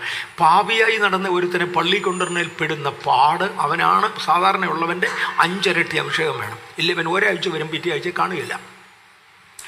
2 ആഴ്ച പള്ളി വരും, 3-ാമത്തെ ആഴ്ച കള്ളു കുടിക്കാൻ പോകും. ഇവൻ പഴയ ശപിക്കപ്പെട്ടവനാ, ഇവൻ അതിനകത്ത് വേണം. അതിന് താഴെ ഒരു അഭിഷേകത്തിന് ഒരു വിരലിൽ തൊട്ട് ചെവിയിലോ കയ്യുടെ കാലേണ്ടിയോ തള്ളവിരലിലോ പുരട്ടിയാൽ മതി എന്ന് പറഞ്ഞാൽ 1 മില്ലി ലിറ്റർ എണ്ണ വേണ്ട ഒരഭിഷേകത്തിന്. ഒരു രാജാവിനെ അഭിഷേകം ചെയ്യാൻ 1 മില്ലി ലിറ്റർ എണ്ണ മതി. 1 മില്ലി ലിറ്റർ എണ്ണ മതി. അത് വലത്തെ കൈയുടെ ചൂണ്ടുവിരലെ തൊട്ട് അവൻ്റെ നെറ്റിക്കോട്ട് വെച്ചാൽ അവൻ അഭിഷക്തനായി. രാജാഭിഷേകത്തിന് അത്ര എണ്ണ മതി. പക്ഷെ ദാവീദിനെ അഭിഷേകം ചെയ്ത് എത്ര എണ്ണ ഉണ്ടെന്നറിയാമോ? ഒരു ദിവസം പ്രവാചകനോട് കർത്താവ് പറഞ്ഞു, കൊമ്പിലോട്ട് തൈലം നിറയ്ക്കാൻ പറഞ്ഞു. കൊമ്പിൽ തൈലം നിറയ്ക്കുക എന്ന് പറയുന്നതിൻ്റെ അർത്ഥം എത്ര പേർക്ക് അറിയാമെന്ന് എനിക്ക് അറിഞ്ഞുകൂടും. പണ്ട് കാലങ്ങളിൽ വെള്ളം കൊണ്ടുപോകും. ആ സാഹചര്യത്തിലോട്ട് വരാം. ശൗലിനെ കൊണ്ട് ദൈവം മടുത്തു. ശൗലിനെ അഭിഷേകം ചെയ്ത തൈലപാത്രത്തിൽ നിന്ന്. തൈലപാത്രത്തിൻ്റെ കപ്പാസിറ്റി 10-15 മില്ലി ലിറ്ററിൽ കൂടുതൽ കൊള്ളുകയില്ല. തൈലപാത്രത്തിനകത്ത് 15 മില്ലി ലിറ്ററിൽ കൂടുതൽ കൊള്ളത്തില്ല. സാധാരണ തൈലപാത്രത്തിനകത്ത് 10 കൊള്ളുകയുള്ളൂ. 10 മില്ലി ലിറ്റർ, അത്രയും ചെറുതാണ്. പണ്ട് കാലങ്ങളിൽ അനലോഗ് വാച്ച് ഉണ്ടായിരുന്ന കാലത്ത് വാച്ച് റിപ്പയറേഴ്സ് വാച്ചിന് ഓയിലിടാൻ വേണ്ടി ഒരു കൊച്ചു ജുവലിനകത്ത് ഇച്ചിരി എണ്ണ വെക്കുമായിരുന്നു. 1 മില്ലി ലിറ്ററേ കാണത്തുള്ളൂ, 1 മില്ലി ലിറ്റർ. അവിടെ മുതലാണ് പാത്രങ്ങൾ തുടങ്ങുന്നത്. പഴയ നിയമത്തിലെ ദേവാലയത്തിലിരുന്ന തൈലപാത്രത്തിനകത്ത് 5 മില്ലി ലിറ്റർ മുതൽ 15 മില്ലി ലിറ്റർ വരെ വലിപ്പ വ്യത്യാസമുള്ള പാത്രമുണ്ട്. അതിനകത്തായിരുന്നു എണ്ണ. പക്ഷേ ശൗലിനെ അഭിഷേകം ചെയ്ത എണ്ണപാത്രത്തിൽ നിന്നാണ്. ഇവിടെ ദാവീദിനെ അഭിഷേകം ചെയ്യാൻ പറഞ്ഞ ഉടനെ പ്രവാചകൻ പറഞ്ഞത്, ദൈവമേ പോകാനൊക്കത്തില്ല, അങ്ങോട്ട് പോകുന്നത് ശൗൽ അറിഞ്ഞാൽ അവൻ എന്നെ കൊല്ലും, അവൻ പഴയ അഭിഷക്തൻ ജീവനോടിരിക്കുക, അവൻ എന്നെ കൊല്ലും, അതുകൊണ്ട് പോകാനൊക്കത്തില്ല. കർത്താവ് പറഞ്ഞത്, ഒരു കാര്യം ചെയ്യും, നീ പോകുമ്പോൾ ഒരു പശുക്കിടാവിനെ കൂടെ കൊണ്ടുപോയിട്ട് യാഗം കഴിക്കാൻ പോകാമെന്ന് പറഞ്ഞേക്ക്. കൂട്ടത്തിൽ കൊമ്പിൽ തൈലം നിറച്ചു. എന്നതേ കൊമ്പിൽ തൈലം നിറയ്ക്കുന്നത്? പണ്ട് കാലങ്ങളിൽ ഒരാൾ യാത്രയ്ക്ക് പോകുമ്പോൾ വഴിയിൽ കുടിക്കാനുള്ള വെള്ളം കൂടെ കൊണ്ടുപോകണം. അതിന് 2 ഇനം പാത്രങ്ങൾ അന്ന് ഉപയോഗിച്ചിരുന്നു. വലുതിൻ്റെ പേര് തുരുത്തി എന്നാണ്. ഒരു തുരുത്തിക്കകത്ത് 20 ലിറ്റർ വെള്ളം കൊള്ളും. അതും കൊടുത്ത് ഹാഗാറിനെ പറഞ്ഞു വിട്ടത്. ഒന്നിലധികം വ്യക്തികൾ അല്ലെങ്കിൽ ഒരേ വ്യക്തി പല ദിവസങ്ങൾ യാത്ര ചെയ്യുന്ന ദീർഘയാത്രയാണെങ്കിൽ ഒരു തുരുത്തിക്കകത്ത് വെള്ളം കൊണ്ടുപോകും. ഒരു ചെറിയ യാത്രയാണെങ്കിൽ ഒരു കൊമ്പിനകത്ത് വെള്ളം കൊണ്ടുപോകും. അതും വെള്ളം കൊണ്ടുപോകുന്ന പാത്രമാണ്. ഒരു കൊമ്പിനകത്ത് 1.5 ലിറ്ററാണ് കൊള്ളുന്നത്. കർത്താവ് പറഞ്ഞു, പ്രവാചക, ഇന്ന് വെള്ളം കുടിക്കണ്ട, നീ വെള്ളം കുടിക്കണ്ട, നീ അല്പം ബുദ്ധിമുട്ട് സഹിക്കേ, നീ കൊമ്പിലോട്ട് തൈലം നിറച്ചോളാൻ പറഞ്ഞു. 1.5 ലിറ്റർ എണ്ണ ഇവൻ കൊമ്പിലോട്ട് നിറച്ചു. ദാവീദിനെ കണ്ടും പറഞ്ഞ് അവൻ്റെ തലയിലോട്ട് ഒഴിച്ചേക്കാൻ. സാധാരണ ഒരു അഭിഷേകത്തിന് വലത്തെ കൈയുടെ ചൂണ്ടുവിരലിൽ കൊള്ളുന്ന 1, 2, 3, 5 മില്ലി ലിറ്റർ എണ്ണ കൈയുടെ തള്ളവിരൽ, ചെവി, കാലിൻ്റെ തള്ളവിരൽ, നെറ്റി, ഇത്രയും ഭാഗങ്ങളാണ് അഭിഷേകത്തിന് വേണ്ടി ആ കാലങ്ങളിൽ ഉപയോഗിച്ചിരുന്നത്. ഇതൊന്നും കൊണ്ടൊക്കത്തില്ല ദാവീദിൻ്റെ അഭിഷേകം. കാര്യം അവൻ്റെ മേലിൽ നിന്ന് പലതും പൊട്ടാനുണ്ട്. ഇവൻ ശപിക്കപ്പെട്ടവനാണ്. യഹോവയുടെ ആലയത്തിൽ കയറാൻ റൈറ്റില്ലാത്തവനാണ്. രൂത്തിൻ്റെ കൊച്ചുമോനാണ്. ഇവനിൽ നിന്ന് ജനിക്കുന്ന സന്തതി ഈ ശാപം കൊണ്ടുപോകാൻ പറ്റത്തില്ല. ഇവിടെ ഇത് പൊട്ടിച്ചേ പറ്റൂ. അതുകൊണ്ട് നീ ഒരു 1.5 ലിറ്റർ എണ്ണ കരുതിക്കോ. സാഹചര്യം വേറെയാണ്. ശൗലറിഞ്ഞാൽ കൊല്ലും, അത് വരാതിരിക്കാൻ നീ കൊമ്പിലോട്ട് തൈലം നിറച്ചു. ഈ കൊമ്പിലെ തൈലത്തിൽ നിന്നൊരൊറ്റ അഭിഷേകമാണ്. ഞാൻ ഇന്നത് തൊടണം തന്നെ ഞാൻ ആഗ്രഹിച്ച അഭിഷേകത്തിൻ്റെ പല പടികളാണ്. ഇവൻ എൻ്റെ തലയിലോട്ടൊരു 1.5 ലിറ്റർ എണ്ണ ആരെങ്കിലും ഒഴിച്ചാൽ നിങ്ങളുടെ തലയിലോട്ടൊരു 1.5 ലിറ്റർ എണ്ണ ആഴ്ച ഒന്ന് ആലോചിച്ച് നോക്കിയോ, തലേന്ന് താഴോട്ട് ഒഴുകും. ഒത്തിരി ഏറിയ എനിക്ക് തൊടാനുണ്ട്. ഇതുകൊണ്ടൊന്നും നിൽക്കത്തില്ല. ഇവൻ നടക്കുന്ന വഴിയെല്ലാം എണ്ണ ഒഴുകും. ഇവൻ ഈ നടക്കുന്നിടത്തെല്ലാം എണ്ണയാണ്. പാസ്റ്റർ കെ രഞ്ജിത്ത് ബാംഗ്ലൂരിൽ വന്ന് പ്രസംഗിക്കാറുണ്ട്, ശുശ്രൂഷിക്കാറുണ്ട്. പോയാലും 3 മാസം കഴിയുമ്പോഴും ആളുകൾ രഞ്ജിത്ത് പാസ്റ്റർ വന്നപ്പം പറഞ്ഞതാണ്, വടക്കേ ഇന്ത്യയിൽ പോയാലും തെക്കേ ഇന്ത്യയിൽ പോയാലും UK പോയാലും അമേരിക്കയിൽ പോയാലും എവിടെ പോയാലും ആളുകൾ പറയാറുണ്ട്, അയാൾ വന്നപ്പോൾ നടന്ന ഒരു അഭിഷേകമാണ്, അയാൾ വന്നപ്പോൾ പറഞ്ഞ വിഷയം ഇത്. എന്നെ കാരണം ഈ എണ്ണ ഇവിടെ എല്ലാം വീണ് കിടക്കുക. കാര്യം ഈ തലയിൽ തൊട്ടിരിക്കുന്നത് 1 ലിറ്റർ അല്ല, ഒരു തുള്ളിയല്ല, ഇതൊരു 1.5 ലിറ്റർ ഒഴിച്ചിരിക്കുക. നടക്കുന്നിടത്തെല്ലാം അഭിഷേകം. ഇന്ന് പകൽ ചിലർക്കൊന്ന് പറയാമോ, നടക്കുന്നിടത്തെല്ലാം ഈ തൈലത്തിൻ്റെ വാസന ഉണ്ടാകും. ഇതുകൊണ്ടാണ് ഞാൻ പറഞ്ഞത്, നിങ്ങൾ ചെന്ന് കയറുന്ന റൂമിൻ്റെ അന്തരീക്ഷം മാറും. നിങ്ങൾ ചെന്ന് കയറുന്ന റൂമിനകത്ത് പൈശാചിക ശക്തികൾ ഇളകും. നിങ്ങൾ കയറുന്ന റൂമിനകത്ത് ആളുകളുടെ രോഗങ്ങൾ വിട്ടുമാറും. നിങ്ങൾ ചെന്ന് കയറുന്ന റൂമിനകത്ത് നരകശക്തികൾ ഇളകി അലറും. അല്ല പഴയ അനാത്മീയനെ വല്ലതും കണ്ട അവൻ പള്ളു പറഞ്ഞുകൊണ്ട് പുറകെ വരും. ഇതെല്ലാം നടക്കും. കാര്യം 1.5 ലിറ്ററിൻ്റെ തൈലം ഒരു ഒഴിച്ചതാണ്. ഏതൊരു ദൈവഭക്തൻ്റെ മേലും ഇങ്ങനൊരു അഭിഷേകമുണ്ടോ അവനെ കണ്ടാൽ തിരിച്ചറിയാം. അഭിഷേകത്തിൻ്റെ പടികളിലേക്ക് തിരിച്ചു വരാം. 1-ാം പടി ഒരുത്തനെ ഇയർ മാർക്ക് ചെയ്യുക, ഐഡൻറ്റിഫൈ. 1 ശമൂവേൽ 16:1 ദാവീദിൻ്റെ അഭിഷേകത്തിൽ തന്നെ നമുക്ക് തുടങ്ങാം. ശമൂവേലിനെ ഇസ്രായേലിന് രാജാവാകാൻ ഇയർ മാർക്ക് ചെയ്യുക. അവിടെ 2 കാര്യങ്ങൾ ഒരുമിച്ച് നടന്നു. 1, അദ്ദേഹത്തിൻ്റെ മേലുള്ള ശാപം പൊട്ടത്തക്കവണ്ണം ഒരു വലിയ അഭിഷേകം. 2, ഇവനെ രാജത്വത്തിലേക്ക് കൊണ്ടുവരാൻ പോവുക. അതിനുവേണ്ടി ഇവനെ ഇയർ മാർക്ക് ചെയ്യാനായിട്ട് ഇവനെ ഒന്ന് അഭിഷേകം ചെയ്തേക്ക്.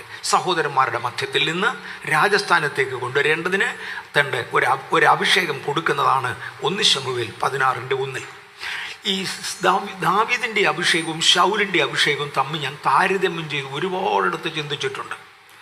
ശൗലിനെ അഭിഷേകം ചെയ്യുമ്പോൾ എൻ്റെ ജനത്തിന് പ്രഭുവായി അവനെ അഭിഷേകം ചെയ്തേക്കാൻ പറഞ്ഞു. പക്ഷെ ദാവീദിനെ അഭിഷേകം ചെയ്യുമ്പം പറഞ്ഞത് അങ്ങനല്ല, എനിക്ക് രാജാവായി ഒരുത്തനെ അഭിഷേകം ചെയ്തേക്കാൻ. എനിക്ക് രാജാവായി. ശൗൽ അഭിഷക്തനായത് ദൈവജനത്തിന് വേണ്ടിയാണ്, പക്ഷെ ദാവീദ് അഭിഷക്തനായത് ദൈവത്തിന് വേണ്ടിയാണ്. ഇത് രണ്ടും വ്യത്യസ്തമാണ്. ഞാൻ ഒരു ചെറിയ ഉദാഹരണം തൊട്ടോട്ടെ. ഒരിടത്തൊരു സ്ഥലത്ത്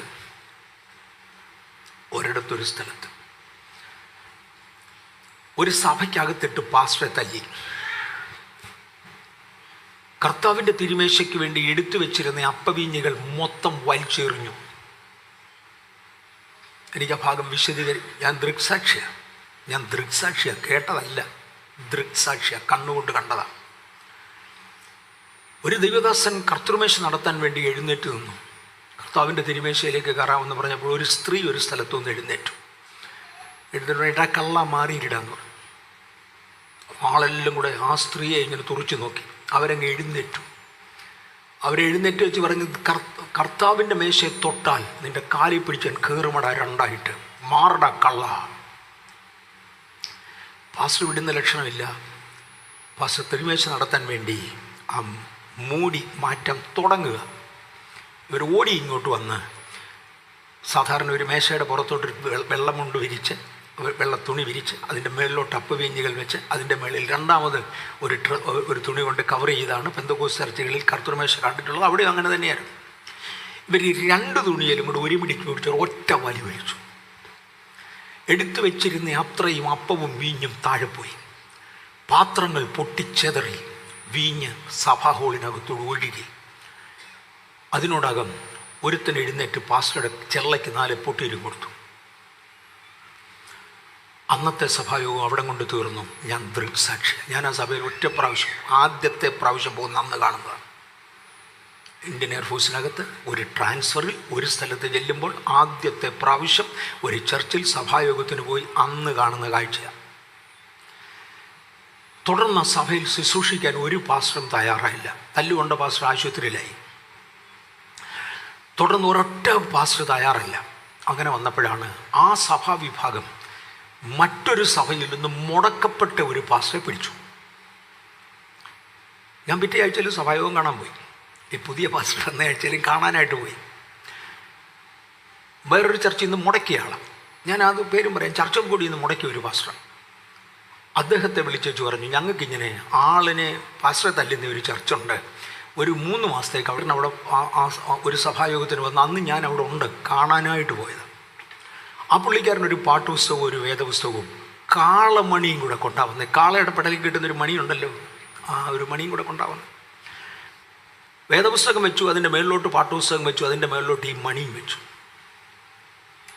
സഭായോഗം നടത്തത്തില്ലെന്നും പറഞ്ഞ് കഴിഞ്ഞ മെമ്പർന്നവരും അടിച്ച പുള്ളിയും ഒക്കെ അവിടെ ഉണ്ട്.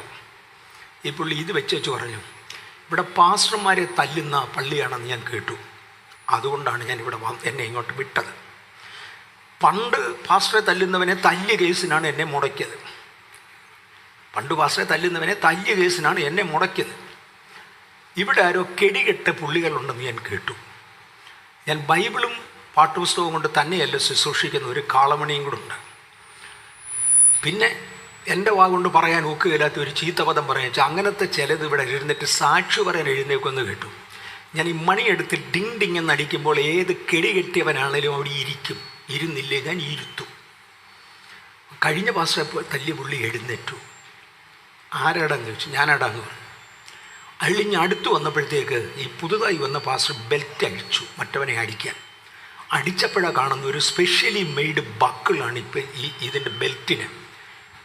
ബ്രാസ് കൊണ്ടുണ്ടാക്കിയ ഒരു ബ്രാസിൻ്റെ കട്ടിയാണ്. ഇതുകൊണ്ടൊരു തല്ല് കിട്ടാൻ മറ്റവൻ്റെ തലയില്ല. ആ ഗ്രൂപ്പ് ഇറങ്ങി ഓടി. എനിക്ക് ഓർമ്മയുണ്ട്. ആ മനുഷ്യനെ കൊണ്ട് സഭ നേരെയാക്കാൻ സാധിച്ചു. അത് മനുഷ്യനുള്ള അഭിഷേകവും.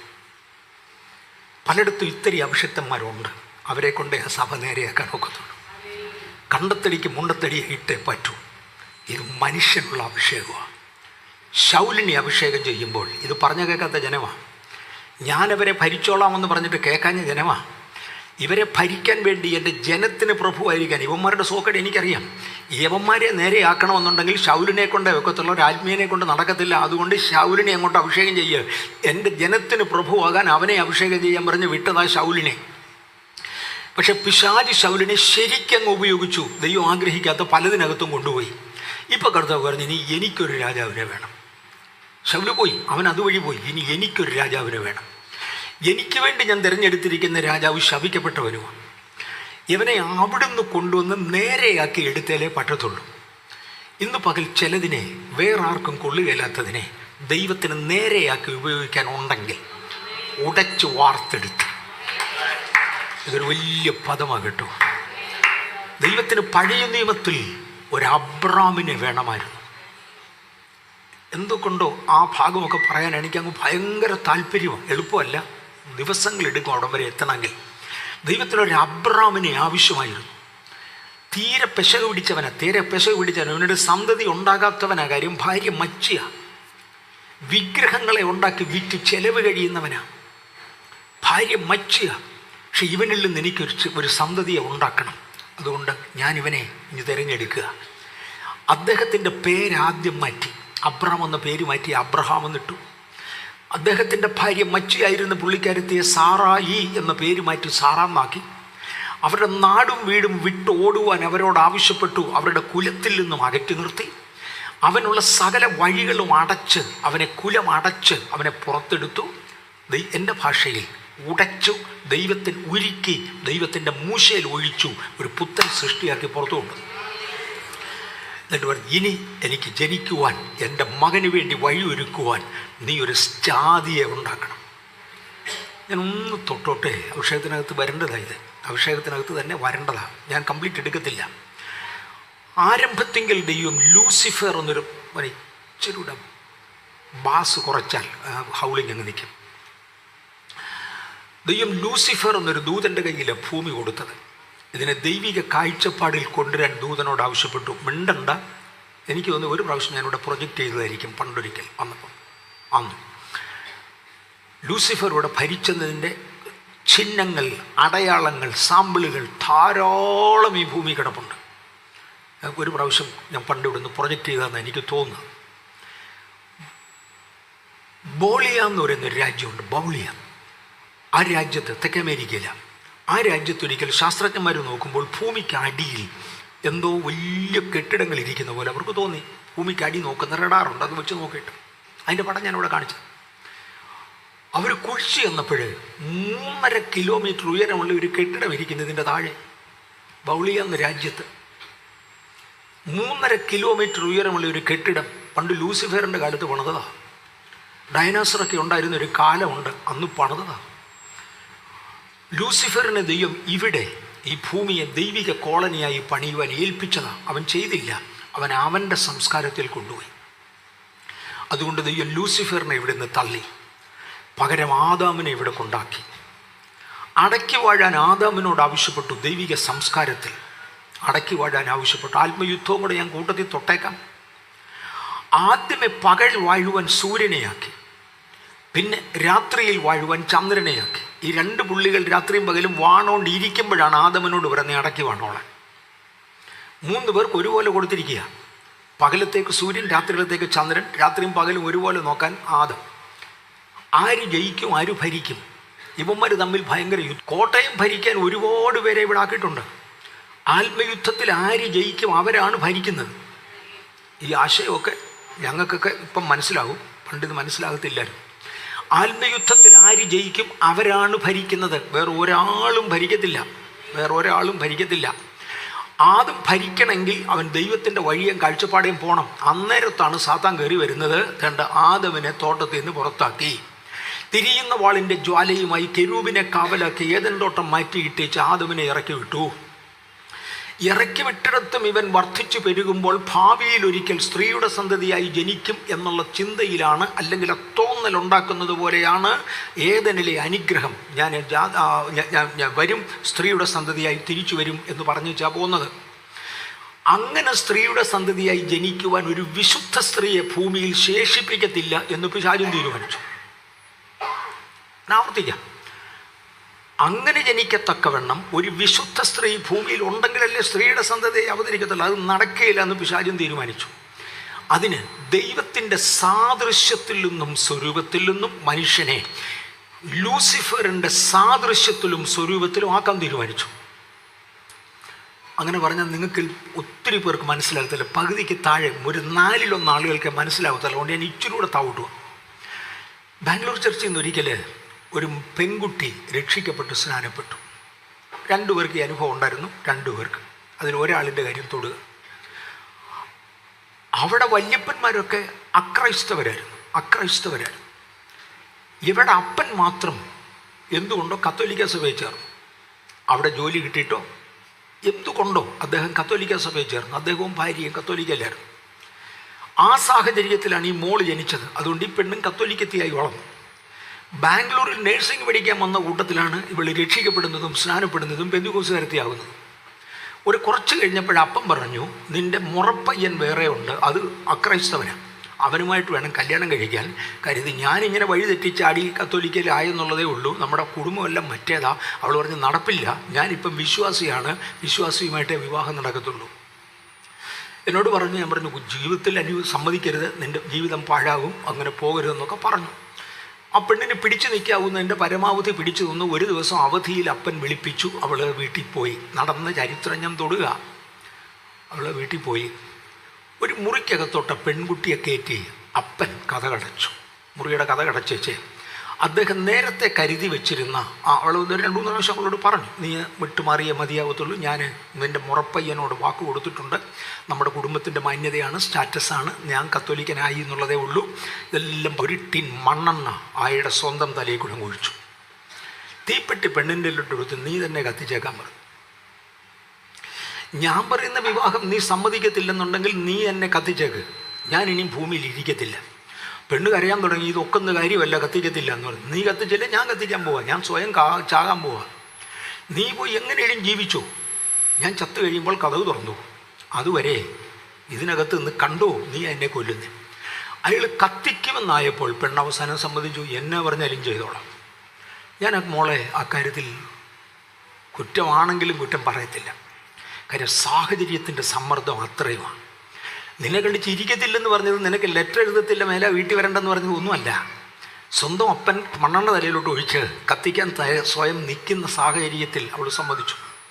ഞാനിപ്പതും തൊട്ടെ അവൾ വിവാഹിതയായി.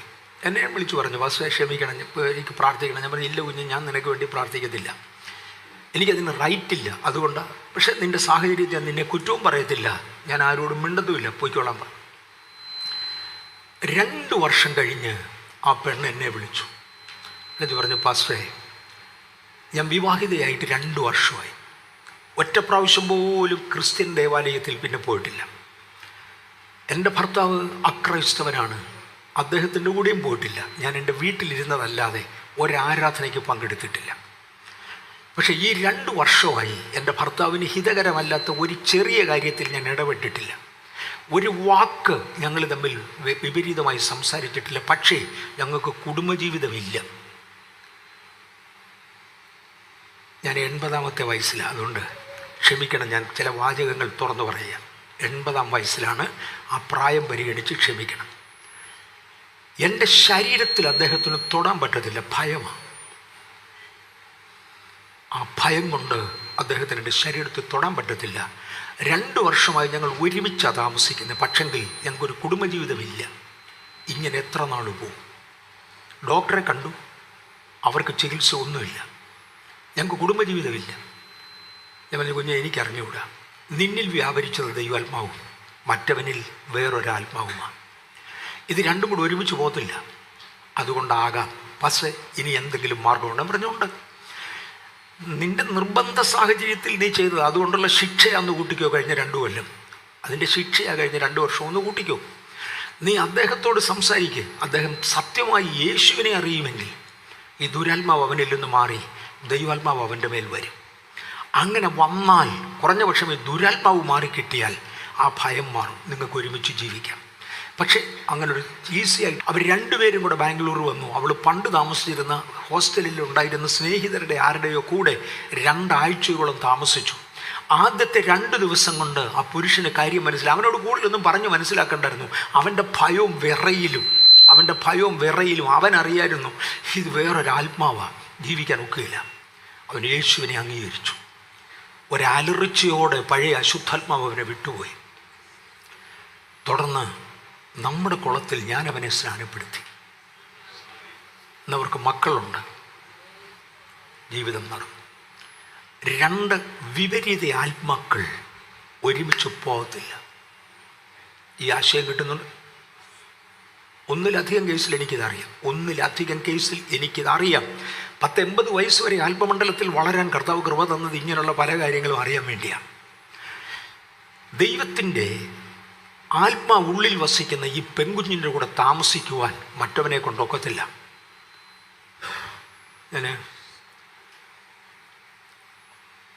അത് ഡെന്നീസ് ഞങ്ങളുടെ കൂടെ ഉണ്ട്, പാസ്റ്റർ ഡെന്നീസ് ഞങ്ങളുടെ കൂടെ ഉണ്ട്, എൻ്റെ കൂടെ ഉണ്ട്. അദ്ദേഹവും അറിഞ്ഞിട്ടുള്ളതല്ല ഒരു കാര്യം ഇന്ന് ഞാൻ പറയാൻ ആഗ്രഹിക്കുക. ഒരു 4-5 മാസത്തിനകം, 4-5 മാസമായി കാണുകയില്ല, നമ്മുടെ ചർച്ചിലുള്ള ഒരു സഹോദരി മോഹിനി എന്നെ വിളിച്ചു. എന്നെ പേരങ്ങ് പറഞ്ഞതേ ഉള്ളൂ. എന്നെ വിളിച്ചിട്ട് പറഞ്ഞു, പാസ്റ്ററെ, പണ്ട് വഴക്കുണ്ടാക്കി ചർച്ചിൽ നിന്ന് പോയ ഒരു 3-4 പെൺപിള്ളേരും അവരുടെ അമ്മയും കൂടെ ഉണ്ടല്ലോ, അവരിലൊരു പെണ്ണിന് പാസ്റ്ററെ കണ്ടേ തീരൂ, ക്ഷമ ചോദിക്കാൻ വേണ്ടി പാസ്റ്ററുടെ അടുക്കൽ വരുന്നുണ്ട്. ക്ഷമ ചോദിക്കാനൊന്നും സത്യത്തിൽ എന്നോട് പറഞ്ഞില്ല, എൻ്റെ ഭാര്യയോട് പറഞ്ഞു ക്ഷമ ചോദിക്കാനാണ്. പാസ്റ്ററെ കണ്ടേ തീരൂ, ഒന്ന് അനുവാദം കൊടുക്കണം. ഞാൻ പറഞ്ഞു ശരി, കണ്ടേച്ചു പോകാൻ പറഞ്ഞു. വന്നത് 3 പെൺപിള്ളേരും അവരുടെ ഭർത്താക്കന്മാരും കൂടെ. ഏറ്റവും ഇളയ മോളാണ് എന്നെ കാണണമെന്ന് പറഞ്ഞത്. അവൾ വന്നേച്ച് പറഞ്ഞു ഇവിടെ ബഹളം ഉണ്ടാക്കി വഴക്കുണ്ടാക്കി പോയതാണ്. എൻ്റെ വിവാഹം കഴിഞ്ഞിട്ട് 1 വർഷം കഴിഞ്ഞു. വഴക്കുണ്ടാക്കിയത് 10-12 വർഷത്തിന് മുമ്പ്. അന്ന് ഇവൾ കൊച്ചു പെണ്ണ. വഴക്കുണ്ടാക്കിയ സമയത്തുള്ള ചീത്തയെല്ലാം പറഞ്ഞു കാണും, ഉള്ള വൃത്തികേട് എല്ലാം പറഞ്ഞു കാണും. കൊച്ചു പെണ്ണല്ലേ, പറഞ്ഞേച്ച് പോയതാ. ഞാൻ വളർന്നു, എൻ്റെ വിവാഹം കഴിഞ്ഞു 1 വർഷമായി, ഇന്നു വരെ കുടുംബജീവിതം നടന്നിട്ടില്ല. എൻ്റെ ഭർത്താവ് എന്നേക്കാൾ ആത്മീയനാണ്. എന്തുകൊണ്ട് ഞങ്ങളുടെ കുടുംബജീവിതം നടക്കുന്നില്ല എന്ന് അദ്ദേഹം അന്വേഷിച്ച് അയാളെയും കൂടെ കൊണ്ടാ വന്നേ സംസാരിച്ചപ്പോൾ പാസ്റ്ററെ ചീത്ത പറയിച്ചു പോയതാണെന്ന് അറിഞ്ഞു. അങ്ങനെയാണെങ്കിൽ ആ കാൽക്കൽ വന്ന് കുമ്പിട്ട് ഞങ്ങളൊരു കൊച്ചു സ്തോത്ര കാഴ്ച കൊണ്ടുവന്നിട്ടുണ്ട്, ദയവായി അത് വാങ്ങി ഈ പെണ്ണിൻ്റെ തലയിലൊന്ന് കൈവച്ച്. ഞാൻ പറഞ്ഞു ബ്രദറെ, ഭയങ്കര ബുദ്ധിമുട്ടുള്ള കാര്യമാണ്. കാര്യം നിങ്ങളന്ന് ചെയ്ത അത്ര കട്ടിയ, അതുപോലെ കട്ടിയ. എനിക്ക് സത്യമായി നിങ്ങളോട് ഒരു പ്രയാസമില്ല, പക്ഷെ ദൈവം ക്ഷമിക്കുമെന്ന് എനിക്ക് തോന്നുന്നില്ല. കാര്യം സഭ പൊട്ടിക്കുന്നവനെ സാധാരണ കർത്താവ് വിടാറില്ല. മറ്റേ 2 പെൺപിള്ളേരും കൂടെ ഞങ്ങളുടെയും കേസ് അത് തന്നെ.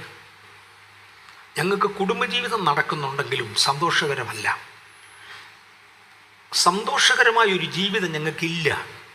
ഒറ്റ കാരണം, ജീവിതത്തിൽ നാകെ കണ്ടുപിടിക്കാൻ കഴിയുന്ന അമ്മയുടെ പ്രോത്സാഹനത്തിൽ ഞങ്ങൾ അമ്മയത്തും പോയി. ഞങ്ങൾ പിള്ളേരെല്ലാം കൂടെ ചർച്ച് വഴക്കിട്ടു. ഇത്രയും ഓർമ്മയുണ്ട്, അമ്മ വഴക്കിട്ടു. അതുകൊണ്ട് ഞങ്ങളും കൂടെ നിന്ന്. വേറൊന്നുമില്ല. ക്ഷമിക്കണം. 3 പേരും വെവ്വേറെ സ്വോത്രാഴ്ചകൾ തന്നു. ഞാൻ എല്ലാവർക്കും വേണ്ടി പ്രാർത്ഥിച്ചു വിട്ടു. ഞാൻ പറഞ്ഞു 1 ആഴ്ച കഴിയുമ്പോൾ എന്നെ വിളിക്കണം, എന്നിട്ട് നിങ്ങളുടെ ജീവിതം നോർമലായി എന്ന് പറയണം. 1 ആഴ്ച കഴിഞ്ഞ് വിളിച്ചു പറഞ്ഞ് നോർമൽ. ചില ശാപങ്ങൾ ചിലതിൻ്റെ മേൽ കാണും. 2 ആത്മാക്കൾ, ഇദ്ദേഹം ഇന്ന് അറിയുന്നേ, ആരോടും പറയണ്ട എന്ന് ഞങ്ങളും കണ്ടു മിണ്ടാതിരിക്കുക. പക്ഷെ കാര്യങ്ങൾ മനസ്സിലാക്കാൻ വേണ്ടി പറയുക. 2 ആത്മാക്കൾ ഒരുമിച്ച് ജീവിക്കാൻ കഴിയത്തില്ല. പക്ഷേ ക്ഷമിക്കണേ, അതൊരു ബ്രാക്കറ്റിൽ അങ്ങോട്ടങ്ങ് മാറ്റിയിടും. വീണുപോയ ദൂതന്മാർക്ക് മനുഷ്യപുത്രിമാരെ കല്യാണം കഴിക്കണമെന്നൊരു താല്പര്യം. ദൈവത്തെങ്കിൽ നിന്ന് വീണുപോയ ദൂതന്മാർ മനുഷ്യൻ്റെ പുത്രിമാരെ വിവാഹം കഴിക്കണം എന്നവർക്കൊരു തോന്നൽ. ബോധിച്ചവരെ ഒക്കെയും ഭാര്യമാരായി എടുക്കണം. എന്തിനു വേണ്ടിയെന്നറിഞ്ഞാൽ ഇപ്പം ബുദ്ധിമുട്ടാണ്, തൊട്ടുവിട്ടേക്കാം. ദൈവം സൃഷ്ടിച്ച ദൈവിക മാനുഷിക DNA അല്ലാതെ വേറൊരു DNA പുറത്തു കൊണ്ടുവരാൻ. ഇതെത്ര പേർക്ക് മനസ്സിലാകും അറിഞ്ഞുകൂടാ. ദൈവം സൃഷ്ടിച്ചതാണ് മനുഷ്യനെ, അതിനൊരു DNA ഉണ്ട്. ആ DNAക്ക് വെളിയിൽ ദൈവസൃഷ്ടി അല്ലാത്ത വേറൊരു സൃഷ്ടിയെ ഭൂമിയിൽ കൊണ്ടുവരണം.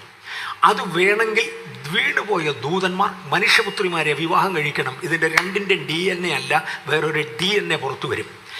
അവർ വന്നെങ്കിൽ മാത്രമേ ദൈവത്തിൻ്റെ പരമാധികാരത്തെ ചോദ്യം ചെയ്യാൻ ഒക്കുകയുള്ളൂ. അതുകൊണ്ട് മനുഷ്യ പെൺകുട്ടികളെ വിവാഹം കഴിക്കണം എന്ന് അവർ തീരുമാനിച്ചു. അത്രയും ഭാഗം മനസ്സിലാകാത്തൊരു വിട്ടേക്ക്, നിങ്ങൾക്കുള്ളതല്ല. പക്ഷെ ദൈവത്തിൻ്റെ സാദൃശ്യത്തിലും സ്വരൂപത്തിലും ഇരിക്കുന്ന ഒരു പെങ്കൊച്ചിനെ തൊടാൻ മറ്റവനെ കൊണ്ട് പറ്റില്ല. കിട്ടുന്നുണ്ടോ? ഈ പെണ്ണെ ഉണ്ടാക്കിയിരിക്കുന്ന ദൈവത്തിൻ്റെ സാദൃശ്യത്തിലും സ്വരൂപത്തിലുമാണ്. സൗന്ദര്യമൊക്കെ വേറെ കാര്യം. ആ സാദൃശ്യത്തിലും സ്വരൂപത്തിലുമുള്ള ഒരു പെൺകുട്ടിയെ തൊടാൻ ഒരു ദുഷ്ടശക്തിയെ കൊണ്ട് ഒക്കുകയില്ല. ഈ പിള്ളേരുടെ സാദൃശ്യവും സ്വരൂപവും മാറ്റണം. ഞാൻ കുറച്ച് കാര്യങ്ങൾ തുറന്ന് പറയാൻ പോവാം, എന്നോട് ക്ഷമിക്കണം. ഒരൊറ്റ വ്യക്തിയെ എയിം ചെയ്യല്ല, ഒരാളിനെ പോലും വിടുകയുമല്ല. എല്ലാവർക്കും മനസ്സിലാകാൻ വേണ്ടി ചാവുകടൽ ലിഖിതങ്ങളിൽ ആരംഭകാല ചരിത്രം എഴുതി വച്ചിരിക്കുന്നത് ഇങ്ങനെയാണ്. വന്ന ദൂതന്മാർ പല പണികൾ കാണിച്ചു. പല പല പണികൾക്ക് ശേഷം അവർക്ക് മനുഷ്യനോട് ഒരുമാതിരി ബന്ധമായി. ഞാൻ പണികളും ചിലത് തുടരാം. ശാസ്ത്രീയമായി കൃഷി ചെയ്യാൻ മനുഷ്യനെ പഠിപ്പിച്ചു. അതിൻ്റെ പുറകിൽ പല അധ്യായങ്ങളുണ്ട്, അതൊക്കെ ഞാൻ വിടുക. ശാസ്ത്രീയമായി കൃഷി ചെയ്യാൻ മനുഷ്യനെ പഠിപ്പിച്ചു. പണ്ട് കൃഷി ചെയ്താൽ ഒരു വർഷത്തേക്കുള്ള കോതമ്പ് കിട്ടുമായിരുന്നെങ്കിൽ ഇപ്പോൾ ഈ വീണുപോയ ദൂതന്മാർ മനുഷ്യരൂപത്തിൽ വന്നു. അവർ കാണിക്കുന്ന മാർഗപ്രകാരം നമ്മുടെ ഭാഷയിൽ ശാസ്ത്രീയമായി കൃഷി ചെയ്താൽ 10 കൊല്ലത്തേക്കുള്ള കോതമ്പ് ഒരുമിച്ച് വിളയും, 10 ഇരട്ടി വിളവായി. പക്ഷേ കോതമ്പ് എവിടെ കൊണ്ടുവെക്കും? വെക്കാൻ സ്ഥലമില്ല. ഇന്നത്തെ സ്റ്റോറേജ് സിസ്റ്റം ഇല്ല. മിച്ചം വന്ന കോതമ്പ് കൊണ്ട് ചാരായം ഉണ്ടാക്കാൻ പഠിപ്പിച്ചു. ചാരായം ഉണ്ടാക്കി വെച്ച് ചാരായം കുടിച്ചതോടെ പിള്ളേർക്ക് അഹങ്കാരമായി. ഇപ്പം പിള്ളേർക്കായിരുന്നു കൂടുതൽ, അത് കുടിച്ചാൽ ഇന്നും അവർക്ക് കൂടുതൽ അഹങ്കാരമായി. അഹങ്കരിച്ച പെൺപിള്ളേരോട് പറഞ്ഞു, നിങ്ങളുടെ സൗന്ദര്യം വർദ്ധിപ്പിച്ചു തരാം. സൗന്ദര്യം വർദ്ധിപ്പിക്കുവാൻ ചുണ്ടയിൽ ചായം തേച്ചു. പക്ഷെ ദൈവത്തിൻ്റെ സാദൃശ്യം കുറഞ്ഞു. 10 വിരലുകളിൽ ചായം തേച്ചു. ചാവുകടലത്തിലോട്ട് എഴുതി വച്ചിരിക്കുന്ന 10 വിരലുകളിൽ ചായം തേച്ചു. അതോടുകൂടെ ദൈവത്തിൻ്റെ സാദൃശ്യം വീണ്ടും കുറഞ്ഞു. 3 ആഭരണങ്ങൾ അണിയിച്ചു. അതോടെ ദൈവത്തിൻ്റെ സാദൃശ്യത്തിൽ നിന്ന് ഇനിയും വീണുപോയി പൈശാചിക സാദൃശ്യത്തോടെ അടുത്തു. തുടർന്ന് ആഭരണങ്ങൾ ഇട്ടുകൊണ്ട് നൃത്തം ചെയ്യാൻ പഠിപ്പിച്ചു. അതോടെ ആഭരണങ്ങൾ ശരീരത്തു നിന്ന് തെറിച്ചു. ചാരായം കുടിച്ച് ആഭരണം ഇട്ട് നൃത്തം ചെയ്താൽ ആഭരണങ്ങൾ തെറിക്കും. അത് ഉറപ്പിക്കുവാൻ എന്ന വ്യാജേന ചെവിയേലും മൂക്കേലും കിഴുത്തയിട്ടു. അതോടെ ദൈവത്തിൻ്റെ സാദൃശ്യവും സ്വരൂപവും പോയി കഴിഞ്ഞു. ഇനി ബോധിച്ചതിനെ കല്യാണം കഴിക്കാം. ഇതിനിവൻ കാണിച്ച വേലയാണ്. അങ്ങനെ മനുഷ്യ പെൺകുട്ടികളെ നശിപ്പിച്ചു. ബോധിച്ചവരെ ഒക്കെയും വിവാഹം കഴിച്ചു. ഈ വേലയൊക്കെ കാണിച്ചു. മൃഗങ്ങളുമായി വ്യഭിചരിച്ചു, പക്ഷികളുമായി വ്യഭിചരിച്ചു ഈ വീണുപോയ ദൂതന്മാർ. ഈ സാഹചര്യത്തിലാണ് യഹോവയായ ദൈവം ചെന്ന് എബ്രിയേൽ, മീഖായേൽ, ഉറിയേൽ, അരിയേൽ എന്ന 4 ദൂതന്മാർ ചേർന്ന് ദൈവത്തിനൊരു കംപ്ലൈൻറ്റ് കൊടുത്തു. കർത്താവേ, അങ്ങയുടെ കോളനിയായി അങ്ങുണ്ടാക്കിയ ഭൂമി, അങ്ങയുടെ സാദൃശ്യത്തിലും സ്വരൂപത്തിലും അങ്ങയുടെ വൈസ്രോയിമാരായി അങ്ങുണ്ടാക്കിയ മനുഷ്യനും വന്നൊന്ന് കാണ്. അങ്ങുണ്ടാക്കിയ മൃഗങ്ങളെയും അങ്ങുണ്ടാക്കിയ ജന്തുക്കളെയും വന്നൊന്ന് കാണ്. അങ്ങനെ യഹോവയായ ദൈവം പാപം കാണാൻ 2ാം പ്രാവശ്യം ഇറങ്ങി വന്നു. ആദ്യം പാപം കാണാൻ ഇറങ്ങി വന്ന ഏദൻ തോട്ടത്തിലാണ്. അതാര് പറഞ്ഞിട്ടാന്ന് അറിഞ്ഞുകൂടാ. എല്ലാ ദിവസവും ദൈവം കൂടെ ദൈവം വരാറുണ്ടായിരുന്നു. അങ്ങനെ വന്ന് കണ്ടതാണ്. പാപം കാണാൻ ആദ്യം വന്നത് ഏദൻ തോട്ടത്തിലാണ്. ആ 1ാമത്തെ വീഴ്ചയെ മനുഷ്യവർഗത്തിൻ്റെ 1ാം വീഴ്ചയെന്ന് വിളിക്കും. 2ാമത്തെ പ്രാവശ്യം പാപം കാണുവാൻ വേണ്ടി ഇറങ്ങി വന്നത് നോഹയുടെ കാലത്താണ്. ആ വന്നതിനെക്കുറിച്ചാണ് ഈ ചരിത്രം പറയുന്നത്. യഹോവയായ ദൈവം പാപം കാണുന്നതിന് 2ാം പ്രാവശ്യം ഇറങ്ങി വന്നു. മൃഗങ്ങളെയും മനുഷ്യനെയും സൃഷ്ടിച്ചതിനാൽ താൻ അനുതപിച്ചു. വേണ്ടായിരുന്നു. എൻ്റെ സാദൃശ്യത്തിലും എൻ്റെ സ്വരൂപത്തിലും സൃഷ്ടിക്കപ്പെട്ടവൻ ഇതുപോലെ പോയല്ലോ, വേണ്ടായിരുന്നു, ഒരു തോന്നലായി. തുടർന്ന് ദൈവം നോഹയോട് പറഞ്ഞു, നിന്നെ ഒരുത്തനെ നിൻ്റെ തലമുറയിൽ നീതിമാനായി കണ്ടിരിക്കുന്നു. ചാവുകടൽ ലിഖിതങ്ങളിൽ വിശ്വസിക്കണമെന്നുണ്ടെങ്കിൽ വേദപുസ്തകത്തിൽ സൂചനയെങ്കിലും വേണം. നീതിമാനായി കണ്ടുവെന്ന് എഴുതിയിരിക്കുന്ന പദം തമിയം എന്ന വാക്കാണ് ഉപയോഗിച്ചത്. കഴിഞ്ഞ പ്രാവശ്യം ഞാനിവിടെ വന്ന് ഈ ഭാഗം തൊട്ടെങ്കിൽ ഞാനിവിടെ പ്രൊജക്റ്റ് ചെയ്തിട്ടുണ്ടെന്ന്. തമിയം എന്ന വാക്കാണ് ഉപയോഗിച്ചത്. തമിയം എന്ന വാക്കിൻ്റെ യഥാർത്ഥ എബ്രായ വാക്ക്, തമിയം എന്ന എബ്രായ വാക്കിൻ്റെ യഥാർത്ഥ നീതിമാൻ എന്നല്ല. Who keep up originality.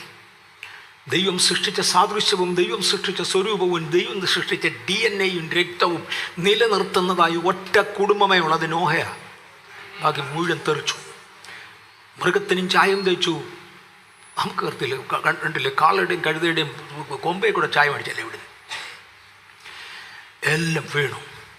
അത് പറഞ്ഞു, നോഹേ, നിന്റെ കുടുംബത്തിൻ്റെ രക്ഷയ്ക്ക് വേണ്ടി ഒരു പെട്ടകം പണി, കയറിക്കോ അതിനകത്തോട്ട്, ബാക്കിയെ ഞാൻ തീർക്കാൻ പോവാം. എന്നിട്ട് പറഞ്ഞു, ശുദ്ധിയുള്ള മൃഗങ്ങളിൽ നിന്ന് 7 ശുദ്ധിയില്ലാത്ത മൃഗങ്ങളിൽ നിന്ന് ഈ 2 ആണും പെണ്ണുമായി അകത്തോട്ട് കയറ്റിയേക്ക്. ശുദ്ധിയുള്ളതൊന്നും ശുദ്ധിയില്ലാത്തതെന്നും പറയാൻ അന്ന് മോശയുടെ ന്യായപ്രമാണം വന്നിട്ടില്ല, മറക്കല്ലേ. ശുദ്ധിയുള്ളതൊന്നും ശുദ്ധിയില്ലാത്തതെന്നും വേർതിരിക്കുന്ന മോശയുടെ ന്യായപ്രമാണത്തിനാണ്. അന്ന് ദൈവമായി പറഞ്ഞു കൊടുക്കുക, ഇന്ന മൃഗം ശുദ്ധിയുള്ളതാണ്, ഇന്ന മൃഗം ശുദ്ധി ഇല്ലാത്തതാണ്. ഇതൊക്കെ മോശയുടെ ന്യായപ്രമാണത്തിലാണ് നമ്മൾക്ക് കിട്ടുന്ന. മോശ ഉണ്ടാകുന്നതിന്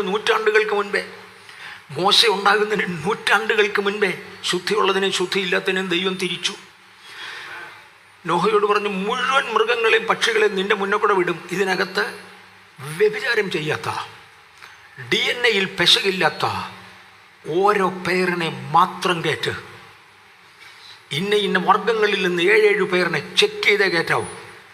അങ്ങനെ നോഹ ചെക്ക് ചെയ്ത് അശുദ്ധിയിൽ നിന്ന് അകന്നു മാറിയതിനെ മാത്രം പെട്ടകത്തിൽ കയറ്റി. ഈ പദം കൊണ്ട് ഞാൻ ഒന്നുകൂടെ പറയാം, നോഹയുടെ കാലത്ത് നടന്ന പോലെ തന്നെ മനുഷ്യപുത്രൻ്റെ നാളിൽ ചെക്ക് ചെയ്ത് കയറ്റിക്കൊള്ളാൻ പറഞ്ഞു. ചെക്ക് ചെയ്ത് കയറ്റി. യഹോവയെ ദൈവം പെട്ടകത്തിൻ്റെ വാതിലടച്ചു, മഴയും ആരംഭിച്ചു. ദൈവത്തിന് വേണ്ടാത്തതിനെ മുഴുവൻ കൊന്നു തീർത്തു. ചിലർ പറയാറുണ്ട് ദൈവം വംശനാശം കൽപ്പിക്കും. വംശനാശം നീ വരുത്തിയതാ, അതിൻ്റെ പരിണിതമാണ് മറ്റേത്. ഞാനിപ്പം തോക്കെടുത്ത് എന്നെ തന്നെ വെടിവെച്ചെന്നിരിക്കട്ടെ, എന്നിട്ട് ആശുപത്രിയിലോട്ട് ചത്തുപോയ ഡോക്ടർമാരെല്ലാം കൂടെ കൊന്നെന്ന് പറയുന്നു. ചുമ്മാടൂ, ഞാനാ കൊന്നത്. ഡോക്ടർ ഇത് കണ്ടു നിന്ന ദൃക്സാക്ഷിയാണ്, മൂകസാക്ഷി. അതിൽ കൂടുതലൊന്നും ഡോക്ടർക്കില്ല.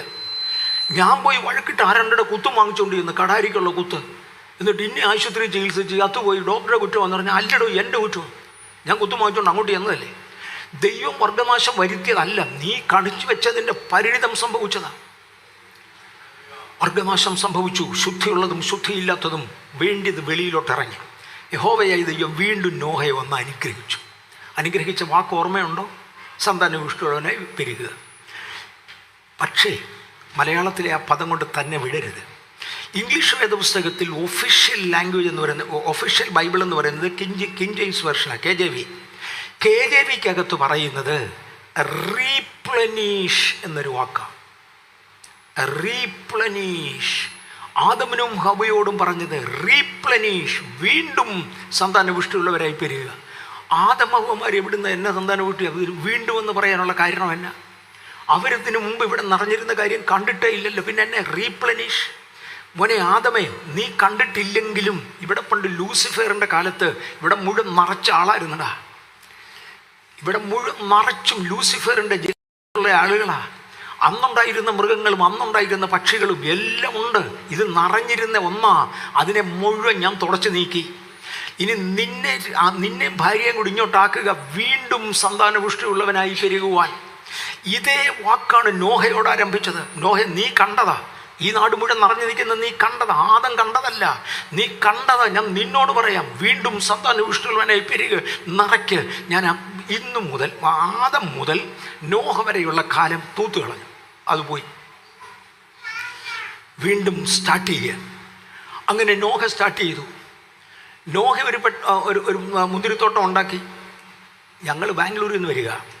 മുന്തിരിത്തോട്ടങ്ങൾ ഒത്തിരി ഉണ്ട്. ഞങ്ങൾ രണ്ടുപേരാണ് ഇന്ന് വന്നത്. ഞങ്ങൾ രണ്ടുപേരും കൃഷിക്കാരല്ല. ഞങ്ങൾക്ക് മുന്തിരി കൃഷിയെക്കുറിച്ച് കൂടുതൽ അറിയത്തില്ലെങ്കിലും മുന്തിരി കൃഷി കണ്ടിട്ടുണ്ട്. മുന്തിരി നട്ടാൽ 5-ാം കൊല്ലമേ ഒരു പഴമേലും കായ്ക്കത്തുള്ളൂ. മോശയ്ക്ക് ആ കൊല്ലം കിട്ടി.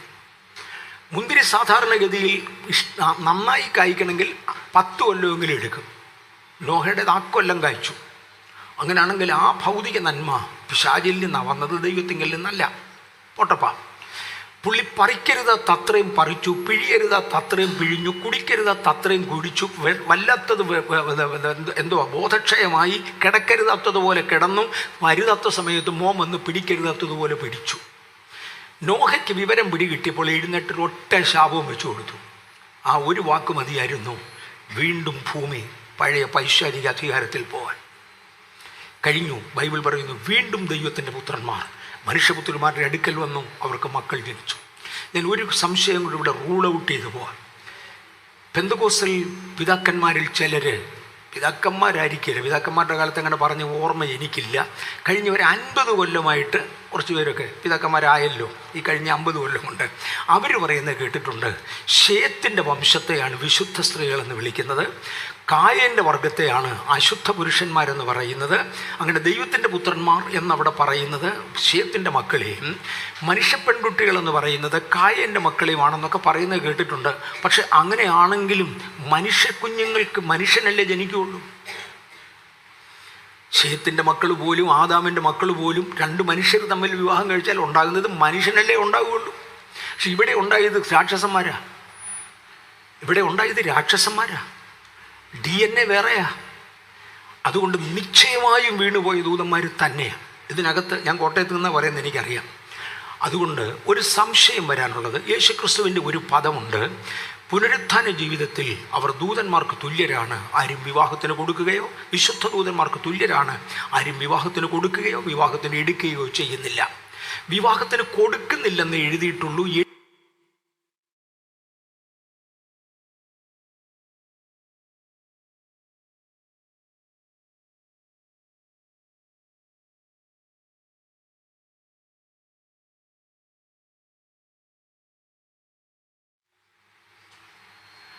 ഓക്കെ, വിവാഹത്തിന് എടുത്തുമില്ല കൊടുത്തുമില്ല മാത്രമേ എഴുതിയിട്ടുള്ളതിന് കഴിവില്ലാത്തവരാന്ന് എഴുതിയിട്ടില്ല.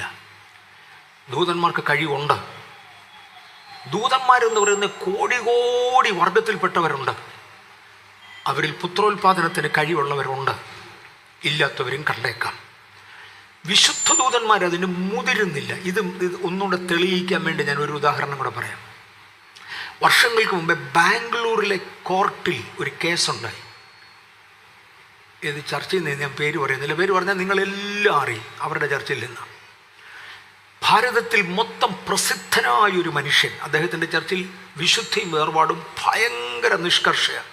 കേരളത്തിൽ മുഴുവനും അദ്ദേഹം പ്രസിദ്ധനായിരുന്നു. വിശുദ്ധിയും വേർപാടും ഭയങ്കര ഗൗരവമാണ്. ആ മനുഷ്യൻ പഠിപ്പിച്ച കൂട്ടത്തിൽ ഒരു പദം പറഞ്ഞു, ഒരു വാക്ക് പഠിപ്പിച്ചു. യേശു വിവാഹം കഴിക്കാതെ ജീവിച്ചത് തൻ്റെ വിശുദ്ധിയെ സൂക്ഷിക്കാൻ വേണ്ടിയായിരുന്നു. ആണെന്നോ അല്ലെന്നോ എനിക്കറിഞ്ഞുകൂടാ. അദ്ദേഹം പഠിച്ചതാണ്, തൻ്റെ വിശുദ്ധിയെ സൂക്ഷിക്കേണ്ടതിന് വേണ്ടി യേശു അവിവാഹിതനായി കഴിഞ്ഞു. ഈ ആളെ ഒന്ന് പുറത്താക്കാൻ അവിടെ ഒരു കൂട്ടം ചെറുപ്പക്കാരുണ്ടായിരുന്നു. ആ കൂട്ടത്തിൽ അവരുടെ സെക്രട്ടറി അവർക്ക് തുടങ്ങുന്നു. അയാൾ പറഞ്ഞ, അല്ല, യേശു ദൈവമായിരുന്നത് കൊണ്ട് വിവാഹത്തിനുള്ള കഴിവില്ലായിരുന്നു. പാസ്റ്റർ പറയരുത് വിവാഹം കഴിക്കാതിരുന്നത് വിശുദ്ധി സൂക്ഷിക്കാൻ വേണ്ടിയായിരുന്നു. അല്ല, അദ്ദേഹം ദൈവമായിരുന്നത് കൊണ്ട് അതിനുള്ള കഴിവില്ലായിരുന്നു. അതങ്ങനെ വേണം പഠിപ്പിക്കാൻ. പാസ്റ്റർ പറഞ്ഞ അങ്ങനല്ല, കഴിവുണ്ടായിരുന്നു, പക്ഷേ യേശു വേണ്ടെന്ന് വെച്ചിട്ടാണ്. ഇയാൾ കോടതി കൊണ്ട് കേസ് കൊടുത്തു. ആ സെക്രട്ടറി, ചർച്ചിൻ്റെ സെക്രട്ടറി കോടതി കേസ് കൊടുത്തു. അവനെ ഞാൻ കണ്ടു. ആ കേസ് കൊടുത്ത സെക്രട്ടറി ചില വർഷങ്ങൾക്ക് മുമ്പേ കണ്ട. അയാൾ ഇപ്പോഴും ജീവനോടുണ്ട്. എന്നോട് പറഞ്ഞ്, ഞാനാണ് ആ പുള്ളി എന്ന് പറഞ്ഞു. ഞാൻ പറഞ്ഞു, എൻ്റെ പൊന്നു സാറേ, ഇപ്പോഴേ പറഞ്ഞത് ഉപകാരമായി. തൻ്റെ കൂടെ ഞാൻ ചായ പോലും കുടിക്കാൻ വരത്തില്ല. ഞങ്ങളെല്ലാം കൂടെ ചായ കുടിക്കാൻ രാംബാബു വിളിച്ചത്. രാംബാബുവിൻ്റെ വീട്ടിൽ ചായ കുടിക്കാൻ ചെന്നപ്പോഴാണ് മറ്റവനും വന്നിട്ടുണ്ട്. അവിടെ വെച്ചാണ് എന്നെ പരിചയപ്പെടുന്നത്. ഞാൻ എന്നതാ പുള്ളി, ഞാൻ പറഞ്ഞത് നന്നായി, ഞാൻ ഇന്ന് ചായക്ക് ഞാനില്ല, തൻ്റെ കൂടെ ചായ കുടിക്കാൻ ഞാൻ വരത്തില്ല. കാര്യം ഒരു ദൈവദാസനെതിരെ കോടതി കേസിന് പോയവനാ, തന്നെയല്ല ഒരു നശിച്ച വിധിയും കൊണ്ടാണ് വന്നത്. കോടതി ആകപ്പാടെ കേസ് പരിശോധിച്ചു പറഞ്ഞു, നിങ്ങളിൽ ആർക്കെങ്കിലും യേശുവിൻ്റെ ശരീരഘടന വിശദീകരിക്കുന്ന മെഡിക്കൽ സർട്ടിഫിക്കറ്റ് കൊണ്ടുവരാമെന്ന് ചോദിച്ചു. അതിപ്പോൾ എവിടെ ആവുന്നേ? രണ്ടുപേരും മെഡിക്കൽ സർട്ടിഫിക്കറ്റ് ഇല്ല. കോടതി എഴുതി വെച്ചു, 2000 വർഷങ്ങൾക്ക് മുമ്പേ ജീവിച്ചിരുന്നു എന്ന് വിശ്വസിക്കപ്പെടുന്ന യേശു എന്ന മനുഷ്യൻ പുത്രോത്പാദനത്തിന് കഴിവില്ലാത്ത ഇമ്പോർട്ടൻ്റ് ആയിരുന്നെന്ന് ഒരുത്തനും, അങ്ങനെയല്ല, പുത്രോത്പാദനത്തിന് കഴിവുണ്ട് എന്ന് വേറൊരുത്തനും പറയുന്നു. രണ്ടു കൂട്ടരും മെഡിക്കൽ സർട്ടിഫിക്കറ്റ് കൊണ്ടുവരാത്തത് കൊണ്ട് ഈ കോടതിക്ക് ഇതിനകത്ത് വിധി പറയാൻ കഴിവില്ല. അതായിരുന്നു കോടതിയുടെ വിധി. ഇതുപോലെ ഇന്നും പറയുന്നവരുണ്ട്, ദൂതന്മാർക്ക് കഴിവില്ലായിരുന്നു. ഉണ്ടായിരുന്നു. അവർ സ്ത്രീകളെ അശുദ്ധരാക്കി വിവാഹം കഴിച്ചു, മക്കൾ ജനിച്ചു. മനുഷ്യൻ്റെ രണ്ടാം വീഴ്ച നോഹയുടെ കാലത്തായിരുന്നു. അതോടുകൂടെ പല നഷ്ടങ്ങളുണ്ടായി, തൊടുന്നില്ല.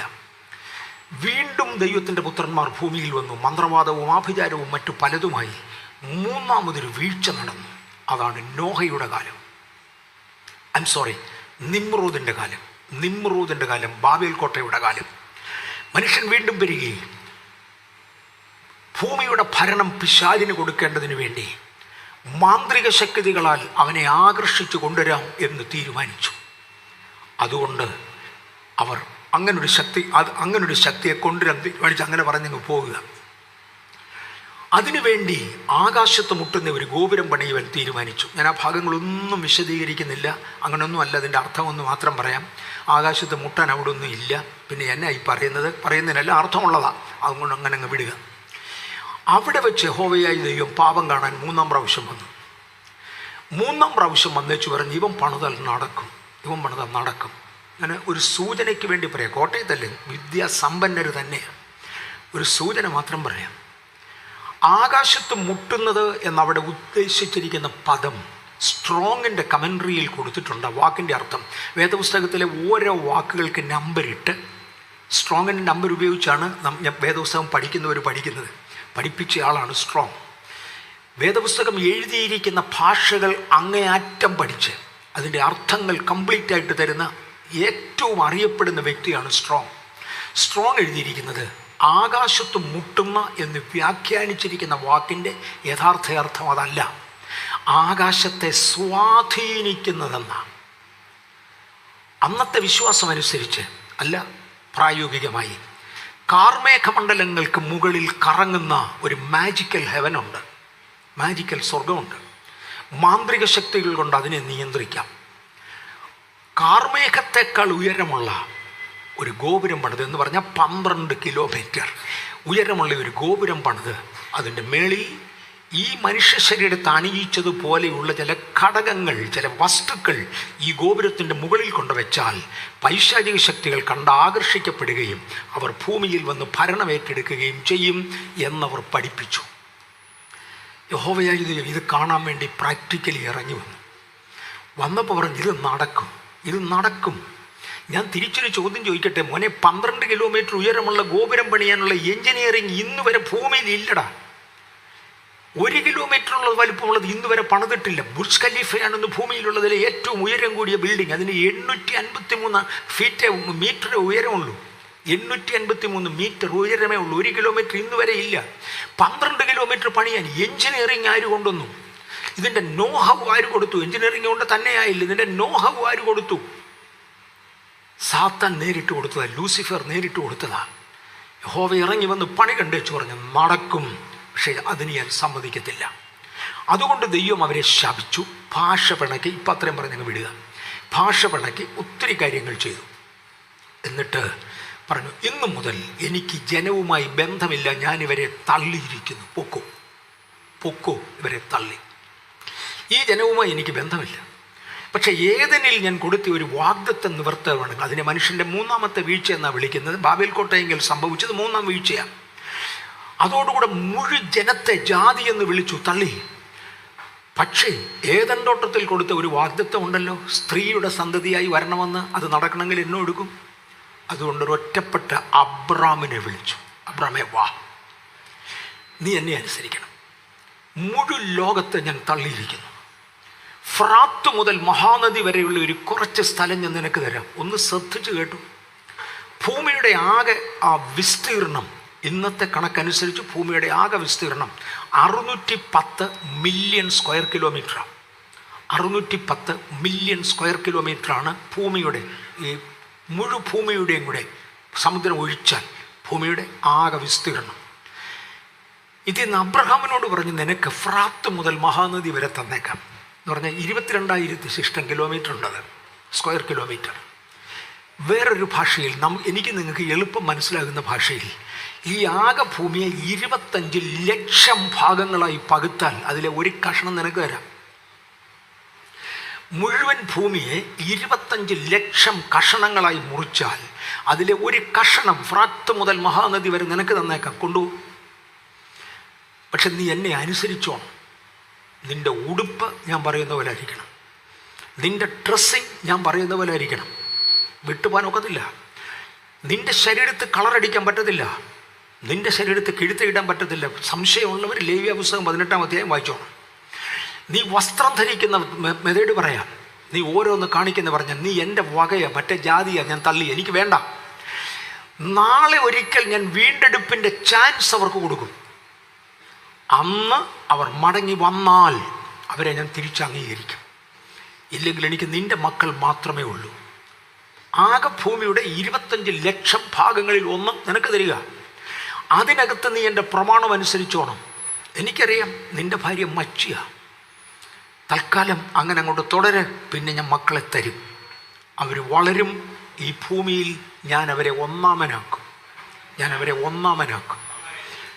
ഇസ്രയേലിൻ്റെ ആകെ ജനസംഖ്യ 0.001% താഴെയാണ്. എന്നാലും വേണ്ടി ഇല്ല ആകെ ഭൂമിയിൽ ഇസ്രയേലിൻ്റെ ജനസംഖ്യ. പക്ഷേ ഇന്നുള്ള പ്രധാന കണ്ടുപിടുത്തങ്ങളിൽ 94% അവരുടെ ഇന്നാണ്. ഞാൻ നിന്നെ അനുഗ്രഹിക്കുമെന്ന് പറഞ്ഞാൽ അതിൻ്റെ അർത്ഥം അനുഗ്രഹിക്കുമെന്നാണ്. ഗണിതശാസ്ത്രത്തിൽ ഭാരതത്തിൻ്റെ കണ്ടുപിടുത്തം 0 അങ്ങനെ പറഞ്ഞാൽ നിങ്ങൾ സമ്മതിക്കുമെന്ന് എനിക്ക് അറിഞ്ഞുകൂടാ. 0 എന്ന അക്കം കണ്ടുപിടിച്ചത് ഇന്ത്യക്കാരാണ്.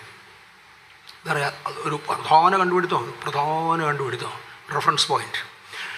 അതുവരെ ഗണിതശാസ്ത്രത്തിൽ അങ്ങനെ ഒന്നും ഇല്ലായിരുന്നു. 0 വന്നു, അതുകൊണ്ട് എല്ലാം ഫ്ലോട്ടിംഗ് റെഫറൻസ് ആയിരുന്നു. അന്ന് വരെ അതിനൊരു ബേസ് ഉണ്ടാക്കിയത് ഇന്ത്യ. ഓക്കെ, 0 മാത്രമാണ് നമ്മൾ കണ്ടുപിടിച്ചത്. മാത്രമല്ല നമ്മുടെ പ്രധാന കണ്ടുപിടുത്തം അതാ. പ്രധാന കണ്ടുപിടുത്തങ്ങൾ പ്രയോജനപ്പെടുന്നതിൻ്റെ 94% ഇസ്രയേലാണ് കണ്ടുപിടിച്ചിരിക്കുന്നത്. അവർക്ക് ആകെ കിട്ടിയത് 25 ലക്ഷം സ്ഥലത്തിൽ ഒരു കഷണമാണ്.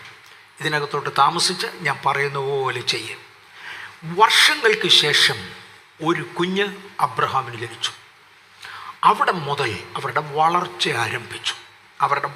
ആരംഭിച്ചു. ഈ ജനത്തെയാണ് മിസ്രൈമിൽ കൊണ്ട് പാർപ്പിച്ചത്. വൈ? ഇവരെ വളർത്തണമെങ്കിൽ ഈ രണ്ടുപേരെ തന്നെ വളർത്താൻ നോക്കത്തില്ല. അവരെ മിസ്രൈമിൽ കൊണ്ട് നട്ട് അവിടെ അവരെ വളർത്തി. അതിനുവേണ്ടി ഒരു ജോസഫിനെ വേണ്ടി വന്നു, അതിനുവേണ്ടി യാക്കോബിനെ വേണ്ടി വന്നു. ഒക്കെ ഇന്ന് നമ്മൾ തൊടും. അവിടെ കൊണ്ട് താമസിപ്പിച്ചു. ഒരു സമയമായപ്പോൾ ദൈവം മോശെ എന്ന് പറയുന്ന ഒരുത്തിനെ ജനിപ്പിച്ചു. മോശയോട് പറഞ്ഞു, മോശെ, എൻ്റെ ജനത്തെ ഞാൻ മിസ്രൈമിൽ കൊണ്ട് പാർപ്പിച്ച് അവരെ വളർത്താനാണ്. ഇപ്പോൾ അവർ വളർന്നു. നീ പോയിട്ട് ജനത്തെ അവിടുന്ന് വിടിവിച്ച് കൊണ്ടുവന്ന് മോശ ഇപ്പം ഞാൻ തൊടും. അതുകൊണ്ടാണ് ഈ മോശയുടെ ഇത്രയും ചരിത്രം പറഞ്ഞ് മോശക്കിടയ്ക്ക് വന്ന് ഇനി നമുക്ക് മനസ്സിലാവും. ഞാൻ നിന്നെ അങ്ങോട്ട് അയക്കാൻ പോവുകയാണ്. ഞാൻ അവരെ തിരിച്ചു കൊണ്ടുവരണം. അതിനെനിക്ക് നിന്നെ വേണം. ഞാനവരെ തിരിച്ച് മിസ്രൈമിൽ നിന്ന് കൊണ്ടുവന്ന് ഞാൻ അവരോട് വാക്ക് പറഞ്ഞ കനാനിൽ പാർപ്പിക്കും. കനാനിൽ പാർത്തു വന്ന ജനത്തെ ദൈവം കൊടുത്തത് 22,000 സ്ക്വയർ കിലോമീറ്ററാണ്. അത്രയുമൊന്നും വരാൻ യോശുവയെ കൊണ്ടൊത്തില്ല. അത്രയൊന്നും കൊണ്ടുവരാൻ യോശുവയെ കൊണ്ടൊത്തില്ല. ദാവീദിനെ എഴുന്നേൽപ്പിച്ചു. അതിന് ഒരു ശപിക്കപ്പെട്ടവനെയാണ് വിളിച്ചത്. മോനെ, നിന്നെക്കൊണ്ട് ഒക്കുവിടാൻ ഞാൻ പറഞ്ഞത് ചെയ്യാൻ. കാര്യം നിന്നെ അപ്പനും അമ്മയും ഉപേക്ഷിച്ച കാലത്ത് നിനക്ക് ഭയങ്കര ട്രെയിനിങ്ങാണ്. നീ സിംഹത്തോടും കരടിയോടും മല്ലിട്ടവനാണ്. നിനക്ക് ഭയമെന്ന ചിന്തയേ ഇല്ല. നീ മല്ലനോട് പോരിട്ട് ജയിച്ചവനാണ്. നിന്നെ ഞാൻ ട്രെയിനപ്പ് ചെയ്യായിരുന്നു. ഇന്ന് ഞാൻ കൊടുത്ത 22,000 കിലോമീറ്റർ ഇവർക്ക് പിടിച്ചു കൊടുക്കണമെങ്കിൽ നിന്നെ കൊണ്ടേ പറ്റൂ, വേറൊരുത്തനെ കൊണ്ടേ ഒക്കത്തില്ല. നീ ഇത് ചെയ്യുമെന്ന് അറിഞ്ഞതുകൊണ്ടാണ് ഇങ്ങനെ ശപിക്കപ്പെട്ട ഒരിടത്ത് കൊണ്ട് പിശാച് നിന്നെ ആക്കിയത്. നിങ്ങളിൽ ഒരുത്തനെക്കുറിച്ച് ദൈവത്തിന് പ്ലാൻ ഉണ്ടെന്ന് കണ്ടാൽ നിങ്ങളെ നശിപ്പിക്കാവുന്നതിൻ്റെ പരമാവധി നശിപ്പിക്കും. എന്നാ നശിപ്പിച്ചാലും ദൈവസന്നിധിയിൽ ഏൽപ്പിക്കപ്പെടുമെങ്കിൽ കർത്താവ് സമയമാകുമ്പോൾ പോക്കിയിരിക്കും. 2 രാജ്യങ്ങൾ, സാമ്രാജ്യങ്ങൾ തമ്മിലുള്ള യുദ്ധം നമ്മളിലാണ് നടക്കുന്നത്. നമ്മളിലാണ് ഈ യുദ്ധം നടക്കുന്നത്. ഇതിന് ഒരു അഭിഷേകമില്ലാതെ പറ്റത്തില്ല. ദാവീദേ, അങ്ങയ്ക്കൊരു അഭിഷേകം വേണം. ആ അഭിഷേകം നിസ്സാരമല്ല. നിൻ്റെ മേലുള്ള ശാപങ്ങൾ പൊട്ടിക്കുന്ന ഒരു അനുഗ്രഹമാണ് ആദ്യം തരുന്നത്. ഇസ്രായേലിൻ്റെ രാജസ്ഥാനത്ത് ഞാൻ ശൗലിനെ തള്ളി എന്നറിഞ്ഞിരിക്കുന്നു. അവനെക്കുറിച്ച് ദുഃഖിക്കുന്നത് എത്രത്തോളം. കൊമ്പിൽ തൈലം നിറച്ച് പുറപ്പെടുക. ഞാൻ നിന്നെ ബേത്ലഹേമിനായ ഈശായിയുടെ അടുക്കലയക്കും. അവൻ്റെ മക്കളിൽ ഞാൻ ഒരു രാജാവിനെ കണ്ടിരിക്കുന്നു എന്ന് കൽപ്പിച്ചു. മലയാളത്തിൽ ഒരു രാജാവിനെ കണ്ടു എന്നേ ഉള്ളൂ. കിങ് ജെയിംസ് വെർഷനിൽ I found a king for me. എനിക്ക് വേണ്ടി ഞാൻ ഒരു രാജാവിനെ കണ്ടു. ഇവനെ എനിക്ക് വേണ്ടി ഭരിക്കും. ഈ പകൽ എൻ്റെ ജീവിതം എനിക്ക് വേണ്ടിയോ ദൈവത്തിന് വേണ്ടിയോ? ഈ പകൽ എൻ്റെ ജീവിതം ബഥേൽ ചർച്ചിന് വേണ്ടിയോ? ഞാൻ അതിൻ്റെ പാസ്റ്റർ അതുകൊണ്ടാണ് പറഞ്ഞത്. ബഥേൽ ചർച്ചിന് വേണ്ടിയോ ദൈവത്തിന് വേണ്ടിയോ? ഈ പകൽ എൻ്റെ ജീവിതം എൻ്റെ സൊസൈറ്റിക്ക് വേണ്ടിയോ ദൈവത്തിന് വേണ്ടിയോ? രണ്ടുപേരും ഭരിക്കുന്നത് ഒരേ ജനത്തെയാണ്. ഒരുവൻ്റെ ഉദ്ദേശം ജനത്തെ നന്നാക്കണം, എനിക്ക് നന്നാകണം. വേറൊരു ഉദ്ദേശം ജനത്തെ ഭരിക്കണം, പക്ഷെ ദൈവത്തെ ഭയപ്പെടണം. ദൈവം പറയുന്ന പോലെ കൊണ്ടുപോകണം. ഇനി തൈലക്കൊമ്പ് അവൻ്റെ മേൽ ഒഴിച്ചു. ഒരുവനെ ഐഡൻറ്റിഫൈ ചെയ്തു. ഒരുത്തനെ ഐഡൻറ്റിഫൈ ചെയ്തുകൊണ്ട് നിങ്ങൾ മറുഭാഷ പറഞ്ഞു തുടങ്ങിയത് കൊണ്ടൊന്നും ഒരു പണി നടക്കില്ല. ഈ പുള്ളിയെ രാജസ്ഥാനത്തേക്ക് അല്ല വിട്ടത്, ഇവനെ തിരിച്ചു വിട്ടത് സിംഹത്തോട് മല്ലിട്ടുള്ളവനാണ് എന്ന് പറഞ്ഞ മോനെ, ഞാൻ ഒന്ന് ചുരുക്കാൻ പോവാം. മോനെ, നിന്നെ ഏൽപ്പിച്ചിരിക്കുന്ന ഈ അഭിഷേകം വലുതാണ്. പക്ഷേ ആ അഭിഷേകം വഹിക്കാനുള്ള കപ്പാസിറ്റി നിൻ്റെ തോളിനില്ല. നിൻ്റെ തോളത്ത് ഈ അഭിഷേകം എടുത്തു വെച്ചാൽ നീ ഇടിഞ്ഞ് താഴെപ്പോ. നിന്നെ കൊണ്ടിത് പൊക്കാനൊക്കത്തില്ല. ഇത് പൊക്കണമെങ്കിൽ നിന്നെ പഠിപ്പിച്ചേ പറ്റൂ. ഞാൻ ട്രെയിനിങ് സെൻറ്ററിലേക്ക് അയക്കാൻ പോവാം. നിൻ്റെ ട്രെയിനിങ് സെൻറ്റർ നമ്പർ 1 സിംഹവുമാണ്. നിൻ്റെ ട്രെയിനിങ് സെൻറ്റർ നമ്പർ 2 കരടിയാണ്. നിന്റെ ട്രെയിനിങ് സെൻറ്റർ നമ്പർ 3 മല്ലൻ ഗോലിയാത്ത. നിന്റെ ട്രെയിനിങ് സെൻറ്റർ നമ്പർ 4 അഭിഷേകം നഷ്ടപ്പെട്ട ശൗല. ഇത്ര എണ്ണത്തോട് യുദ്ധം ചെയ്ത് വാ, അതോടെ നീ ജയിക്കും. പക്ഷെ ഇന്ന് നിന്റെ മേൽ പകരപ്പെട്ട 1.5 ലിറ്ററിൻ്റെ അഭിഷേകം ഉണ്ടല്ലോ, അത് നിന്നെ ഐഡൻറ്റിഫൈ ചെയ്ത് മാറ്റുന്നതാണ്. ഓക്കെ. പക്ഷെ ദാവീദ് പോയ കൂട്ടത്തിൽ സിംഹത്തോട് മല്ലിട്ടപ്പോൾ ഇങ്ങനെ ഓർത്ത് കാണും, എൻ്റെ മേലൊഴിച്ച് അഭിഷേകതയിലല്ല ഉണങ്ങിയോട്. ഞാനും അങ്ങനെ അന്യഭാഷ പറഞ്ഞുകൊണ്ട് ഒരു പണിയും നടന്നില്ല. എന്നെ അഭിഷേകം ചെയ്തു തന്നോ, അതോ എൻ്റെ തോന്നലായിരുന്നു, ആർക്കറിയാം. കെ രഞ്ജിത്തിൻ്റെ തലയിൽ കൈവച്ച് പറഞ്ഞതാ, അല്ലെങ്കിൽ ആ സാമച്ചൻ എന്നോട് പ്രധാനപ്പെട്ട ദൂതുകൾ പറഞ്ഞു തുടങ്ങിയത് വാര്യവരൻ യോനാച്ചാനാണ്. യോനാച്ചാൻ എന്നോട് ചുമ്മാ പറഞ്ഞതാണോ, മേരി ഗോപുരു ചുമ്മാ പറഞ്ഞതാണോ, സാമച്ചനോട് ചുമ്മാ പറഞ്ഞതാണോ, കെ രഞ്ജിത്ത് ചുമ്മാ പറഞ്ഞതാണോ, എനിക്കെന്തോ പറ്റി, എനിക്കെന്തെങ്കിലും അപകടം പറ്റിയതാണോ, അഭിഷേകതയിലും അങ്ങ് ഉണങ്ങിയതുപോലെ തോന്നുന്നു, ഒരു പണിയും നടക്കുന്നില്ല. ചുമ്മാ ഇരിടാ, ഇത് ഉണങ്ങുന്ന തൈലമല്ല. നീൻ്റെ തലയിൽ ഇത് ഒഴിച്ചെങ്കിൽ ഒഴിച്ചവനൊരു ഉദ്ദേശമുണ്ട്. ഇത് നശിപ്പിക്കാൻ നിന്നെ കൊണ്ടേ കഴിയൂ, വേറെ ആരെ കൊണ്ടും കഴിയത്തില്ല. നീ നിന്നെ തന്നെ ഞാൻ എന്ത് ചെയ്യണം, എന്നെ ഐഡൻറ്റിഫൈ ചെയ്തു, ഞാൻ എന്ത് ചെയ്യണം. ഞാൻ ഇന്ത്യൻ എയർഫോഴ്സിൽ ചേരുന്നതിന് തൊട്ട് മുമ്പേ ഗവൺമെൻറ് ഓഫ് ഇന്ത്യയുടെ ഒരു ഇലക്ട്രിക്കൽ മോട്ടോർ പ്രൊഡക്ഷൻ സെൻറ്റർ എന്നും പറഞ്ഞൊരു സാധനമുണ്ട് തിരുവല്ലയിൽ. അതിനകത്തൊരു ജോലി എനിക്ക് കിട്ടി. അപ്പോയിൻമെൻറ്റോട് എൻ്റെ കയ്യിൽ കിട്ടി. എൻ്റെ മൂത്ത ചേട്ടനെ എടുത്തേച്ച് പറഞ്ഞിടാ, ഇതിനകത്ത് പോകണ്ട, കാര്യം ഇതിനകത്ത് പോയ ചരിത്രകാലം നീ ഒരു മെക്കാനിക്കായിട്ടിരിക്കും, അതിനപ്പുറത്തോട്ട് നിനക്ക് വളരാൻ ഒക്കത്തില്ല, അവിടെ എങ്ങനെ കാര്യമായ കാര്യം കിട്ടുകയില്ല, നിൻ്റെ ശമ്പളവും ശരിയാകില്ല, നിനക്ക് ജീവിതവും ഉണ്ടാകുകയില്ല. പക്ഷേ ഈ അപ്പോയിൻമെൻറ്റോട് തിരിച്ച് നീ സൈൻ ചെയ്ത് കൊടുത്താൽ ഇതിനൊരർത്ഥമുണ്ട്. സൈൻ ചെയ്യല്ലേ, അത് കളഞ്ഞേക്ക്. അത് കളഞ്ഞത് എനിക്ക് ഓർമ്മയുണ്ട്. അത് കളഞ്ഞേച്ച് ദൈവം എന്നെ വേറൊരു സ്ഥലത്താക്കി, ദൈവം എന്നെ ദൈവത്തിൻ്റെ സമയം വളർത്തി. ഞാൻ എന്തു വേണം, എന്നെ ഐഡൻറ്റിഫൈ ചെയ്തു, ഞാൻ എന്തു വേണം. ഇന്ത്യൻ എയർഫോഴ്സ് എന്നെ തിരഞ്ഞെടുത്തു, ഞാൻ എന്തു വേണം. യൂണിഫോം ഇടണം, മാർച്ച് ചെയ്യാൻ പഠിക്കണം, തോക്ക് ഉപയോഗിക്കാൻ പഠിക്കണം, എന്നെ ഏൽപ്പിക്കുന്ന ഉപകരണങ്ങൾ ഉപയോഗിക്കാൻ പഠിക്കണം. എനിക്ക് ചിലത് ചെയ്തേ പറ്റൂ. ആദ്യമേ പറഞ്ഞു പോയി മുടി വെട്ടിച്ചു വരാൻ പറഞ്ഞു. എല്ലാ ഹെയർ സ്റ്റൈലും കഴിഞ്ഞു, പട്ടാള ശൈലിയിൽ മുടി വെട്ടിച്ചു. പിന്നെ വീട്ടിൽ നിന്ന് കൊണ്ടുവന്ന് ഉടുപ്പങ്ങ് ഊരിയിട്ടേക്കാൻ പറഞ്ഞു, ഊരി കളഞ്ഞു. ഇവിടുന്ന് തരുന്ന ഇട്ടോളാൻ പറഞ്ഞു. ഞാൻ അതിൻ്റെ വിശദീകരണത്തിലോട്ട് പോകുന്നില്ല. ഞാൻ എന്തോ വേണം, എന്നെ ഐഡൻറ്റിഫൈ ചെയ്തു. കോൺസിക്രേഷൻ എന്നാണ് 1ാം പടിയെ വിളിക്കുന്നത്. കോൺസിക്രേഷൻ. എൻ്റെ ശരീരത്തെ ജീവനും വിശുദ്ധിയിലും സൂക്ഷിക്കണം. എന്നെ അഭിഷേകം ചെയ്യാൻ ദൈവം തീരുമാനിച്ചു, എന്നെ ഐഡൻറ്റിഫൈ ചെയ്ത് മാറ്റി നിർത്തി. നമ്പർ 1, ഈ ശരീരത്തിനകത്തല്ലേ പരിശുദ്ധാത്മാവ് വസിക്കേണ്ടത്. ഈ ശരീരത്തെ വൃത്തിയാക്കുക, ഈ ശരീരത്തെ വൃത്തിയാക്കുക. റോമാലേഖനം 12:1-2 സഹോദരന്മാരെ, ഞാൻ ദൈവത്തിൻ്റെ മനസ്സിൽ ഓർപ്പിച്ച് നിങ്ങളെ പ്രബോധിപ്പിക്കുന്ന നിങ്ങൾ ബുദ്ധിയുള്ള ആരാധനയായി നിങ്ങളുടെ ശരീരങ്ങളെ ജീവനും വിശുദ്ധിയും ദൈവത്തിന് പ്രസാദവുമുള്ള യാഗമായി സമർപ്പിപ്പീൻ. ഈ ലോകത്തിന് അനുരൂപമാകാതെ നന്മയും പ്രസാദവും പൂർണ്ണതയുമുള്ള ദൈവഹിതം ഇന്നതെന്നറിയേണ്ടതിന് മനസ്സ് പുരുക്കി രൂപാന്തരപ്പെടുവേൻ. ഇന്ന് അഭിഷേകത്തിൻ്റെ 1ാം ഡ്രോപ്പ് അന്യഭാഷ അടയാളത്തോടെ വീണ് കിട്ടിയവർ 1ാം പടി നിങ്ങളുടെ ശരീരത്തെ ശുദ്ധീകരിക്കും. 10,000 ദൈവം താല്പര്യപ്പെടുന്നെങ്കിലും പറ്റിയിട്ടില്ല. ജനലക്ഷങ്ങളെ ദൈവം തിരഞ്ഞെടുത്തെങ്കിലും അവരെ അംഗീകരിച്ചില്ല. എൻ്റെ ജീവിതത്തിൽ എന്തായിരിക്കും? എനിക്ക് ഒരുപാട് അനുഭവങ്ങൾ സ്വന്തമായി പറയാനാണ്. ഞാനൊന്നും തൊടുന്നില്ല, അതിനുള്ള നേരമില്ലാത്തതുകൊണ്ടാണ്. 80 വയസ്സുള്ള എൻ്റെ അനുഭവം എല്ലാം കൂടെ പറയാൻ തുടങ്ങിയാൽ 80 കൊല്ലം എടുക്കുകയല്ലേ. ഇതൊന്നും നടക്കുന്ന കാര്യമല്ല. അഭിഷേകതയിലും വീണ് ഉണങ്ങിയതുപോലെ തോന്നി.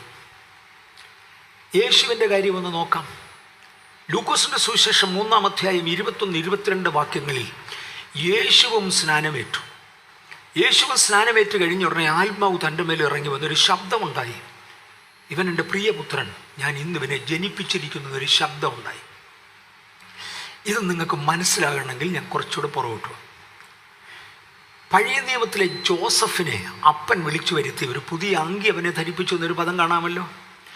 യേശു സ്നാനമേറ്റ് വെള്ളത്തിൽ നിന്ന് കയറി ഉടനെ ഇവൻ എൻ്റെ പ്രിയപുത്രൻ, ഇവനെ ഞാൻ ജനിപ്പിച്ചിരിക്കുന്നു എന്ന് പറഞ്ഞിട്ടുണ്ടല്ലോ. ഇതൊക്കെ എന്നാണ് യഹൂദൻ്റെ ശൈലി അനുസരിച്ച്, പഴയ നിയമത്തിലെ യഹൂദൻ്റെ ഇന്നും 2026 വരെ യഹൂദൻ്റെ ശൈലി അനുസരിച്ച് ജനിക്കുന്ന കുഞ്ഞുങ്ങളെല്ലാം അപ്പൻ്റേതായിരിക്കണം നിർബന്ധമാണ്. ഇല്ലെങ്കിൽ അമ്മയെ കല്ലെറിഞ്ഞു കൊല്ലാം. വേറൊരിടത്തുനിന്നൊരു കുഞ്ഞിനെയും കൊണ്ടുവന്നാൽ അമ്മയെ കല്ലെറിഞ്ഞ് കൊല്ലാം. അപ്പൻ്റേതാണെങ്കിലും കുഞ്ഞുങ്ങളുടെ ചുമതല നോക്കുന്നത് അമ്മയാണ്, വളർത്തുന്ന ചുമതല അമ്മയ്ക്കാണ്. അതുകൊണ്ടാണ് ഭാവിയിൽ ഒരിക്കൽ ഇസ്രയേലിനെ അനുഗ്രഹിക്കുമ്പോൾ തൻ്റെ 2 സ്ത്രീകളുടെ പേര് പറഞ്ഞിട്ട്, യാക്കോബിൻ്റെ 2 ഭാര്യമാരുടെ പേര് പറഞ്ഞിട്ട്, അവരിരുവരുമല്ലോ ഇസ്രയേൽ ഗൃഹം വളർത്തിയത് എന്ന് പറയുന്നുണ്ട്. അമ്മമാരുടെ ജോലിയാണ് പിള്ളേരെ വളർത്തുന്നത്. അപ്പൻ്റെ ഉത്തരവാദിത്വം അല്ല പിള്ളേരുടെ ചുമതല. അവർക്ക് ആഹാരം കൊടുക്കണം, എല്ലാം അപ്പൻ്റെയാണ്, ഒരു സംശയവുമില്ല. എന്നാൽ ഒരപ്പന് 5 or 6 മക്കളുണ്ടെന്നിരിക്കട്ടെ, ആൺപിള്ളേർ ഉണ്ടെന്നിരിക്കട്ടെ, പിള്ളേർക്ക് 30 വയസ്സ് തികയുമ്പോൾ, ഏറ്റവും ഒടുവിലത്തെ ആളിന് വരെ 30 വയസ്സ് തികയുമ്പോൾ, ഇല്ലെങ്കിൽ പിള്ളേർക്കെല്ലാം കാര്യപ്രാപ്തിയാകുമ്പോൾ, 30 അവരുടെ കട്ട് ഓഫ് ടൈം, കാര്യപ്രാപ്തിയാകുമ്പോൾ, ചിലതിന് 10ാമത്തെ വയസ്സിൽ കാര്യപ്രാപ്തിയായി എന്ന് വരാം, അങ്ങനെ കണ്ടിട്ടില്ലെന്നും, കാര്യപ്രാപ്തിയാകുമ്പോൾ അപ്പനാകപ്പാടെ ആലോചിക്കും, എനിക്ക് ഇത്രയും സ്വത്തുക്കളുണ്ട്, ഇതെല്ലാം നോക്കിയെടുക്കാനുള്ള കഴിവ് ഇവരിൽ ആർക്കാണ്? എല്ലാവരെയും കൂടെ പൗത്ത് ഏൽപ്പിക്കത്തില്ല. ഇവരിൽ ആർക്കാണ് ഇത് മുഴുവനും കൂടെ നോക്കാനുള്ള ചുമതല കൊടുക്കേണ്ടത്? ആരാണ് ഏറ്റവും കേപ്പബിൾ?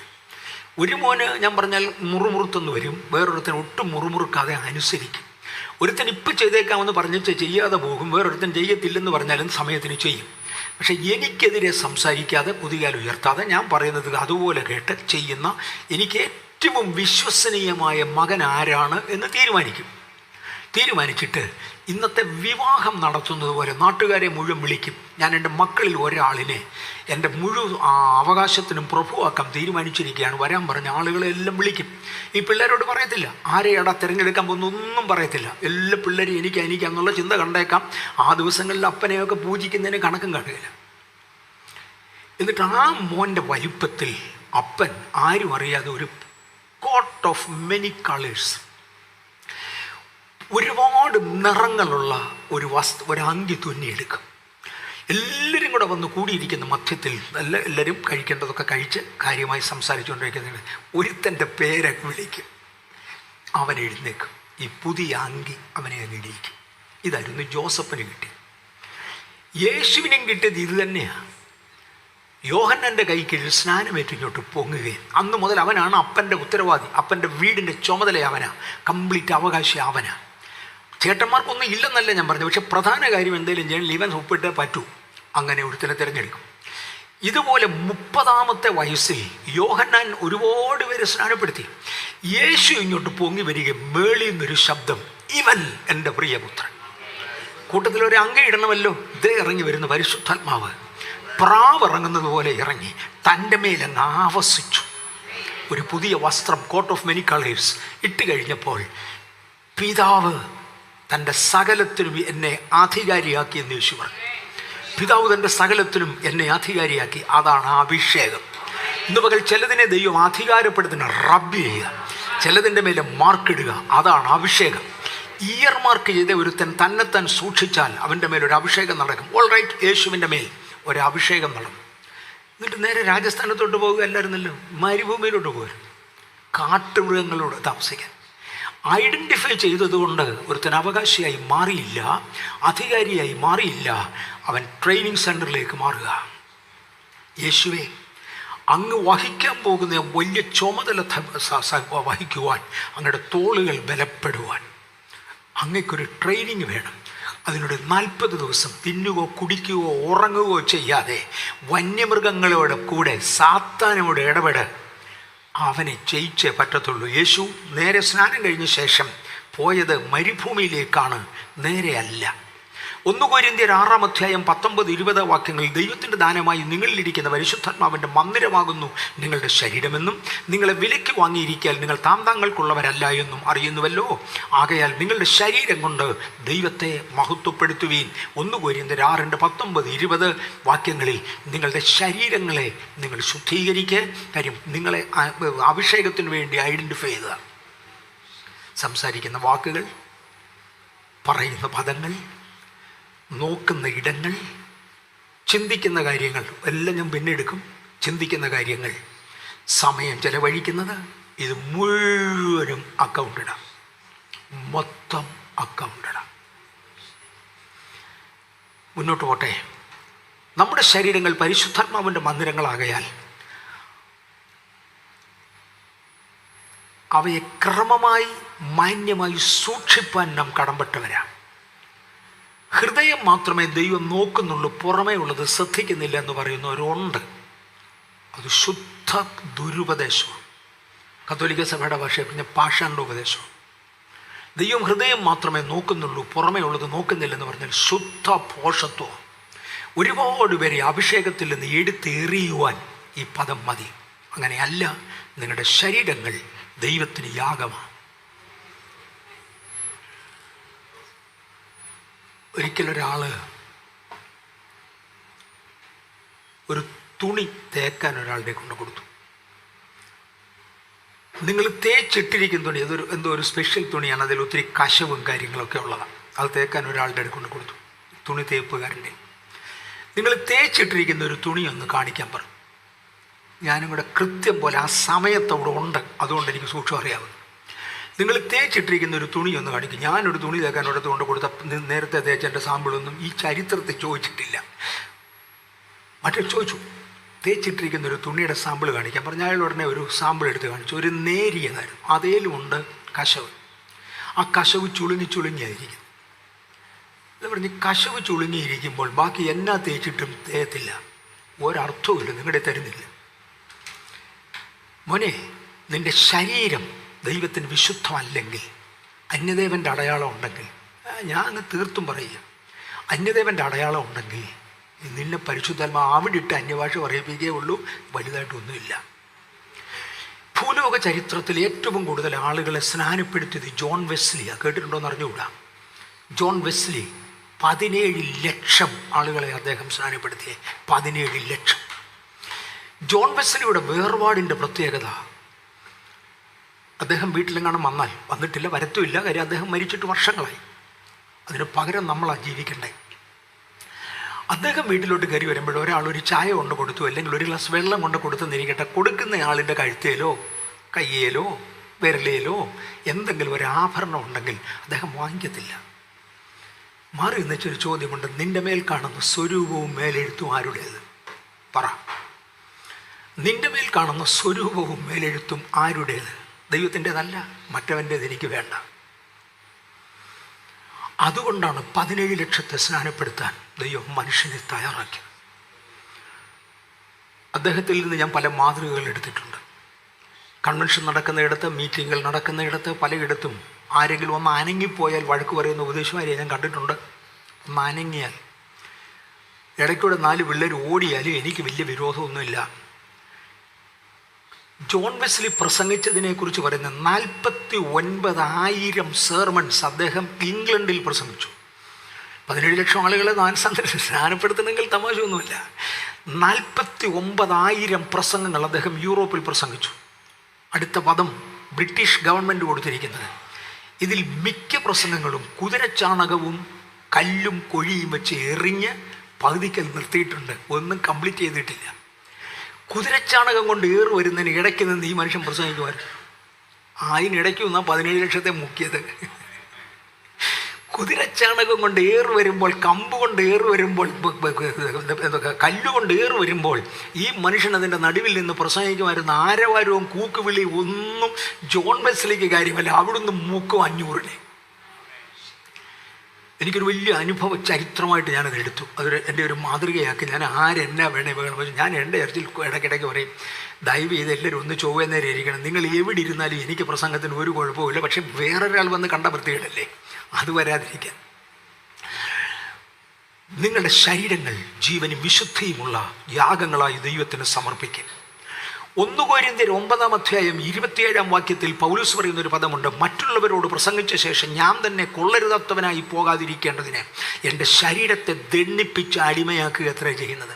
ഈ ശരീരം പലതിനും കൊതിക്കും. ഈ മണ്ണേല ഇവൻ വന്നേ, ഇവൻ്റെ രക്ഷ ഇതുവരെ നടന്നിട്ടില്ല. പുത്രത്വത്തിൻ്റെ വീണ്ടെടുപ്പ് നമുക്ക് തരും. ഈ ശരീരത്തിൻ്റെ വീണ്ടെടുപ്പ് നടക്കും. അതുവരെ ഇവൻ മാനസാന്തരപ്പെട്ടതല്ല. എൻ്റെ ഹൃദയമാ മാനസാന്തരപ്പെട്ടത്. അതാണെങ്കിൽ ഈ ശരീരം അതിനനുസരിച്ചേ പറ്റൂ. മറ്റുള്ളവരോട് പ്രസംഗിച്ച ശേഷം ഞാൻ തന്നെ കൊള്ളരുതാത്തവനായി പോകാതിരിക്കേണ്ടതിന് എൻ്റെ ശരീരത്തെ ദണ്ഡിപ്പിച്ച് അടിമയാക്കുക എത്രയാണ് ചെയ്യുന്നത്. മനസ്സിനെയല്ല, ശരീരത്തെ ദണ്ഡിപ്പിച്ച് അടിമയാക്കും. റോമാലേഖനം 6-ാം അധ്യായത്തിൻ്റെ 12 മുതൽ 14 വരെയുള്ള വാക്യങ്ങളിൽ, റോമർ 6-ന്റെ 12 മുതൽ 14 വരെ, ആകയാൽ പാപം നിങ്ങളുടെ മർത്യശരീരത്തെ അതിൻ്റെ മോഹങ്ങളെ അനുസരിക്കുമാറ് ഇനി വാഴരുത്. പാപത്തിന് ഒരു കൂട്ടം മോഹങ്ങളുണ്ട്. ഞാൻ എവിടുന്നാണ് വന്നത്? അഭിഷേകത്തിൻ്റെ 1-ാം പടി എന്ന് പറയുന്ന ഐഡൻറ്റിഫിക്കേഷനാണ്. ഐഡൻറ്റിഫിക്കേഷനാണ് അന്യഭാഷ കൊണ്ട് ആരംഭിച്ചത്. അവിടെ മുതൽ ഞാൻ എന്ത് ചെയ്യണം? എൻ്റെ ശരീരത്തെ കോൺസെൻട്രേറ്റ് ചെയ്യണം, എൻ്റെ ശരീരത്തെ ദൈവത്തിന് സമർപ്പിക്കണം, എൻ്റെ ജീവിതത്തെ ദൈവത്തിന് സമർപ്പിക്കണം. അതിൻ്റെ അനന്തര ഭാഗങ്ങളിലേക്കാണ് നമ്മൾ ചിന്തിച്ചുകൊണ്ടിരിക്കുന്നത്. ആകയാൽ പാപം നിങ്ങളുടെ മർത്യശരീരത്തിൽ അതിൻ്റെ മോഹങ്ങളെ അനുസരിക്കുമാർ ഇനി വാഴരുത്. ഞാൻ ആഭരണത്തെ തൊട്ട് പറഞ്ഞതുകൊണ്ട് ആർക്കും പ്രയാസം തോന്നരുത്. നമുക്ക് എല്ലാവർക്കും മനസ്സിലാകുന്ന കോമണായ ഒരു വാക്ക്, അതുകൊണ്ടാണ് ഞാൻ അത് തന്നെ കൂടെ ഉപയോഗിക്കുന്നത്. ഞാൻ ഒരിക്കലും ഒരാളിനോട് ചോദിച്ചായിരുന്നു, നേരെ എത്ര മണി വരെയാണ് നമ്മൾ പോകുന്നത്? 2 വരെ പോകാം. ഓക്കെ, അത് ഏറെക്കുറെ ആകാറായി. ഓക്കെ,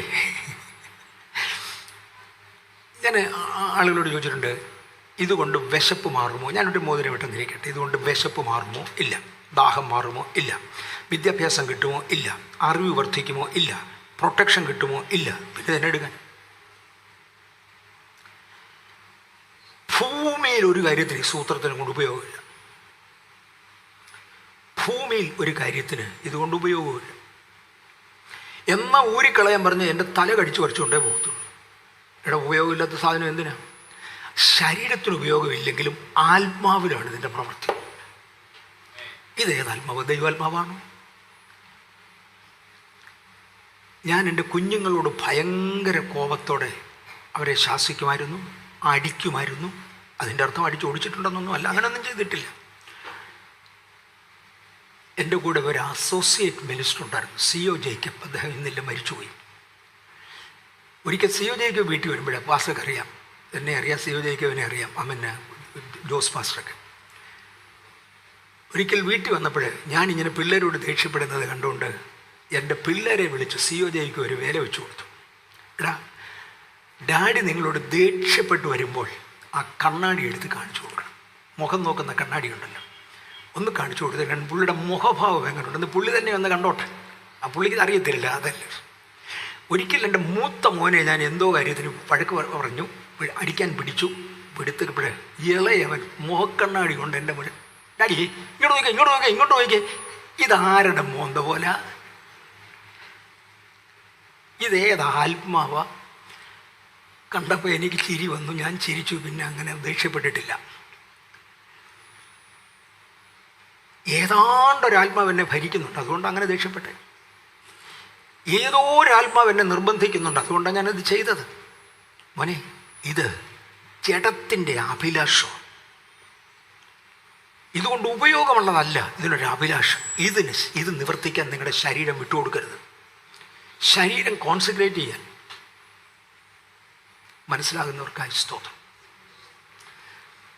13-ാം വാക്യത്തിൽ നിങ്ങളുടെ അവയവങ്ങളെ അനീതിയുടെ ആയുധങ്ങളായി ഇനി പാപത്തിന് സമർപ്പിക്കുകയും അരുത്. എന്നോട് ചോദിച്ചവരുണ്ട്, ആഭരണം ഊരാൻ ബൈബിളിൽ എവിടെ വാക്യമെന്ന്. ഞാൻ ചോദിച്ചാൽ, പൊട്ട, ആഭരണം ഇടാൻ എവിടെ വാക്യമെന്ന് ആദ്യം അന്വേഷിക്കുക. എന്നെ നിന്നെ ഉണ്ടാക്കി വെച്ചത് ആഭരണം ഇല്ലാതാ. ഇത് ഊരാനല്ല വാക്യം, ഇടാനാ വാക്യം വേണ്ടിയ കാര്യം. ഉണ്ടാക്കിയത് ആഭരണം ഇല്ലാതാ. ഇല്ലാത്ത സാധനം എന്നെ വെച്ച് ഊരാൻ അങ്ങനെയൊന്നും ഇല്ല. ഇടാൻ എവിടെ വാക്യം? അതാദ്യം പറ. അതിൻ്റെ താഴെ മറ്റേത് കാണിച്ചു തരാം. ഇത് കാണിച്ചിട്ടല്ലേ. നിങ്ങളുടെ ശരീരങ്ങളെ അടിമയാക്കി ഏൽപ്പിക്കരുത്. അനീതിയുടെ ആയുധങ്ങളായി പാപത്തിന് സമർപ്പിക്കരുത്. നിങ്ങളെ തന്നെ മരിച്ചിട്ട് ജീവിക്കുന്നവരായും നിങ്ങളുടെ അവയവങ്ങളെ നീതിയുടെ അവയവങ്ങളായും ദൈവത്തിന് സമർപ്പിപ്പീൻ. നിങ്ങൾ ന്യായപ്രമാണത്തിനല്ല കൃപയ്ക്കത്തെ അധീനരായാൽ പാപം നിങ്ങളിൽ കർത്തൃത്വം നടത്തുകയില്ലല്ലോ. ഇനി നിങ്ങളിൽ കർത്തൃത്വം നടത്തരുത്. 1 പത്രോസ്, ഞാൻ എവിടെയാണ് നിൽക്കുന്നത്? കോൺസിക്രേഷൻ, ശരീരത്തെ ദൈവത്തിന് സമർപ്പിക്കുക. 1 പത്രോസ് 2-ാം അധ്യായത്തിൻ്റെ 9-10 വാക്യങ്ങളിൽ, നിങ്ങളോ അന്ധകാരത്തിൽ നിന്ന് എൻ്റെ അത്ഭുത പ്രകാശത്തിലേക്ക് നിങ്ങളെ വിളിച്ചവൻ്റെ സൽഗുണങ്ങളെ ഘോഷിപ്പാൻ തക്കവണ്ണം തിരഞ്ഞെടുക്കപ്പെട്ട ജാതിയും രാജകീയ പുരോഹിത വർഗവും വിശുദ്ധ വംശവും സ്വന്തം ജനവുമാകുന്നു. മുൻപേ നിങ്ങൾ ജനമല്ലാത്തവർ, ഇപ്പോഴോ ദൈവത്തിൻ്റെ ജനം; കരുണ ലഭിക്കാത്തവർ, ഇപ്പോഴോ കരുണ ലഭിച്ചവർ തന്നെ. കൊലോസ്യ ലേഖനം 3-ാം അധ്യായത്തിൻ്റെ 5-6 വാക്യങ്ങളിൽ, ആകയാൽ ദുർനടപ്പ്, അശുദ്ധി, അതിരാഗം, ദുർമോഹം, വിഗ്രഹാരാധനയായ അത്യാഗ്രഹം, ഇങ്ങനെ ഭൂമിയിലുള്ള നിങ്ങളുടെ അവയവങ്ങളെ മരിപ്പിപ്പീൻ. ഈ വക നിമിത്തം ദൈവകോപം അനുസരണം കെട്ടവരുടെ മേൽ വരിക്കുന്നു. നിങ്ങളുടെ ശരീരം ദൈവത്തിൻ്റെ മന്ദിരമാണ്. യൂദായുടെ ലേഖനം ഒറ്റ അധ്യായമേ ഉള്ളൂ. 23-ാമത്തെ വാക്യത്തിൽ ചിലരെ തീയിൽ നിന്ന് വലിച്ചെടുത്ത് രക്ഷിക്കേണ്ടതിന് ജഡത്താൽ കറ പിടിച്ച അങ്കി പോലും പകച്ചുകൊണ്ട്, ചിലർക്ക് ഭയത്തോടെ കാരണം ചെയ്യുവൻ, പകച്ചുകൊണ്ട് ഹെയ്ത്തം വസ്ത്രധാരണത്തെക്കുറിച്ചുള്ള മോടി വരുമ്പോൾ ഹെയ്റ്റ് ഇറ്റ്, അതിനെ വെറുക്കണം. എനിക്കൊന്ന് ഇതൊക്കെ നമുക്ക് പിടികിട്ടിയേ പറ്റൂ. ഇതുകൊണ്ടാണ് അടുത്ത പടിയിലോട്ട് ഒരുത്തം പോകുന്നത്. ഇതില്ലാത്തവൻ 2-ാം പടിയിലേക്ക് കയറത്തില്ല. അഭിഷേകത്തിൻ്റെ പടികളിൽ കയറണമെങ്കിൽ ഞാൻ പറഞ്ഞല്ലോ, ഇത് എനിക്കൊന്ന് ഒരു 2 മാസത്തിനകം ഈ ഒരു പോർഷൻ ദൈവം ഇടപെട്ടത്. പവർഫുൾ അനോയിൻറ്റിങ് ഇടപെട്ടിട്ട് 5-6 മാസമായി, 4-5 മാസമായി കാണും. ഈ ഇതിൻ്റെ പടികൾ എന്ത് എന്ന് ദൈവം എന്നോട് ഇടപെടാന്നുണ്ട്. പലപ്പോഴും എനിക്ക് രാത്രിയിൽ കിടന്നാൽ കുറച്ച് നേരമൊക്കെ ഉറങ്ങുമെങ്കിലും കുറേ കൂടുതൽ സമയം പ്രാർത്ഥിക്കാൻ കഴിയും. ഏർലി മോർണിംഗ് എൻ്റെ ജീവിതത്തിൽ ചില പ്രത്യേകതകളുണ്ടാകും. പലപ്പോഴും ദൈവശബ്ദം കേട്ട് ഉണരാറുണ്ട്. പലപ്പോഴും അങ്ങനെ ദൈവശബ്ദം കേട്ട് ഉണർന്നാൽ, ഇന്ന് വെളുപ്പിനെ അങ്ങനെയായിരുന്നു, ദൈവശബ്ദം കേട്ടായിരുന്നു ഉണർന്നത്. ഇന്ന് രാവിലെ എന്നോട് പറഞ്ഞത്, തലമുറകളായി നിലനിൽക്കുന്ന ചില ശാപങ്ങൾ പൊട്ടിക്കുന്ന ഒരഭിഷേകത്തിൻ്റെ പകർച്ച, തലമുറകളായി നിലനിൽക്കുന്ന ചില ശാപത്തിൻ്റെ കെട്ടുകൾ പൊട്ടിക്കുന്ന ഒരഭിഷേകത്തിൻ്റെ പകർച്ച. ഇന്ന് വെളുപ്പിനെ ഞാൻ കേട്ട ശബ്ദം അതാ. ഓക്കെ, ഇതിനെ ഹെയ്റ്റ് ഇറ്റ്. ഇതിനകത്ത് അകപ്പെട്ടു പോയ ചിലരുണ്ട്, അവരെ തീയിൽ നിന്ന് വലിച്ചെടുത്ത് രക്ഷിക്കാൻ നോക്കുക. 2 തീമോഥെയോസ് 2:20 മുതൽ 22 വരെ നിങ്ങളൊരു മാനപാത്രമാക്.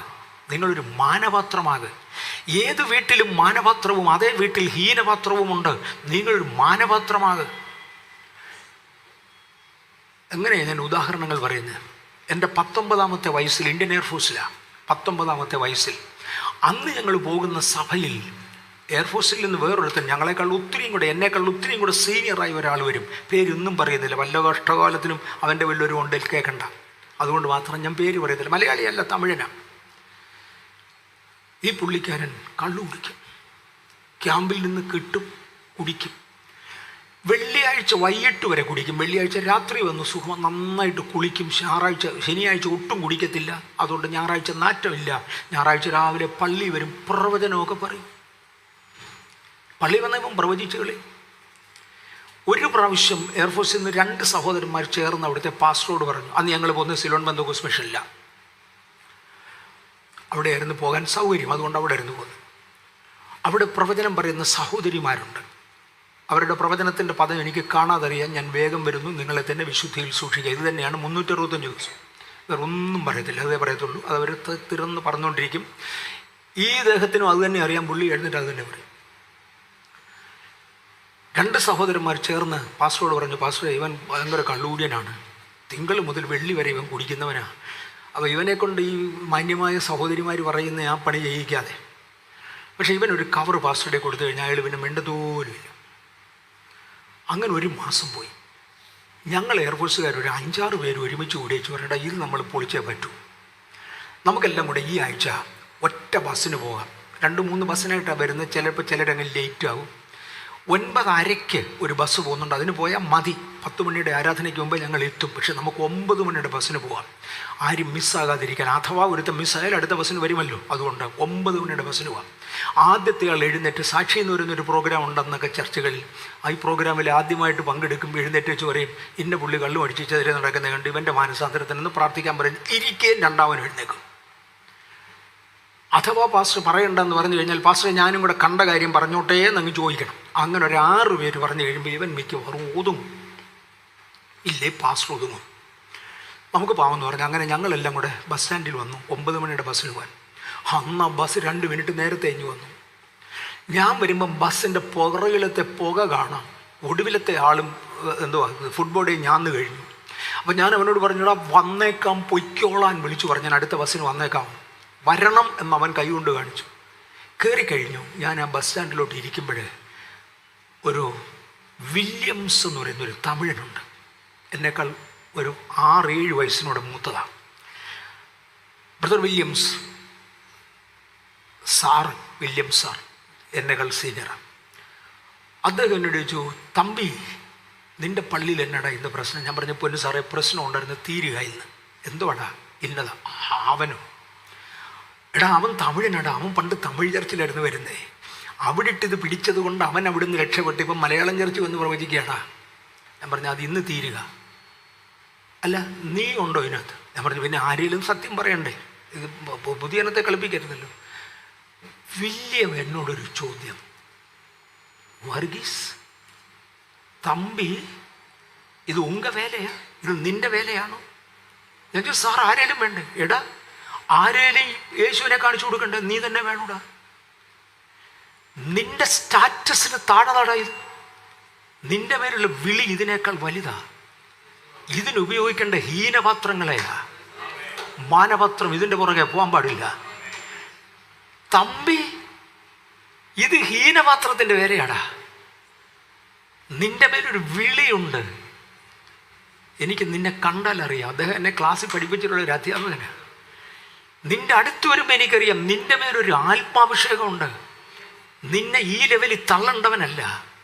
പോലീസ് പറഞ്ഞു ഞാൻ ആകെപ്പാടെ വിഷമിച്ച് എൻ്റെ കണ്ണ് നിറഞ്ഞു, ഞാൻ എന്തോ വേണം ചെല്ലുമെന്ന് ഇപ്പോൾ പറഞ്ഞിട്ടുണ്ട്. അവർ കാത്തിരിക്കുക. എന്നോട് പറഞ്ഞു തമ്പി ഒറ്റ വേല 9:10 വേറൊരു ബസ് വരും, അതേ കയറിക്കോ, തമിഴ് ചർച്ചിൽ പോകുന്നതാണ്. ഞാനും അതേല.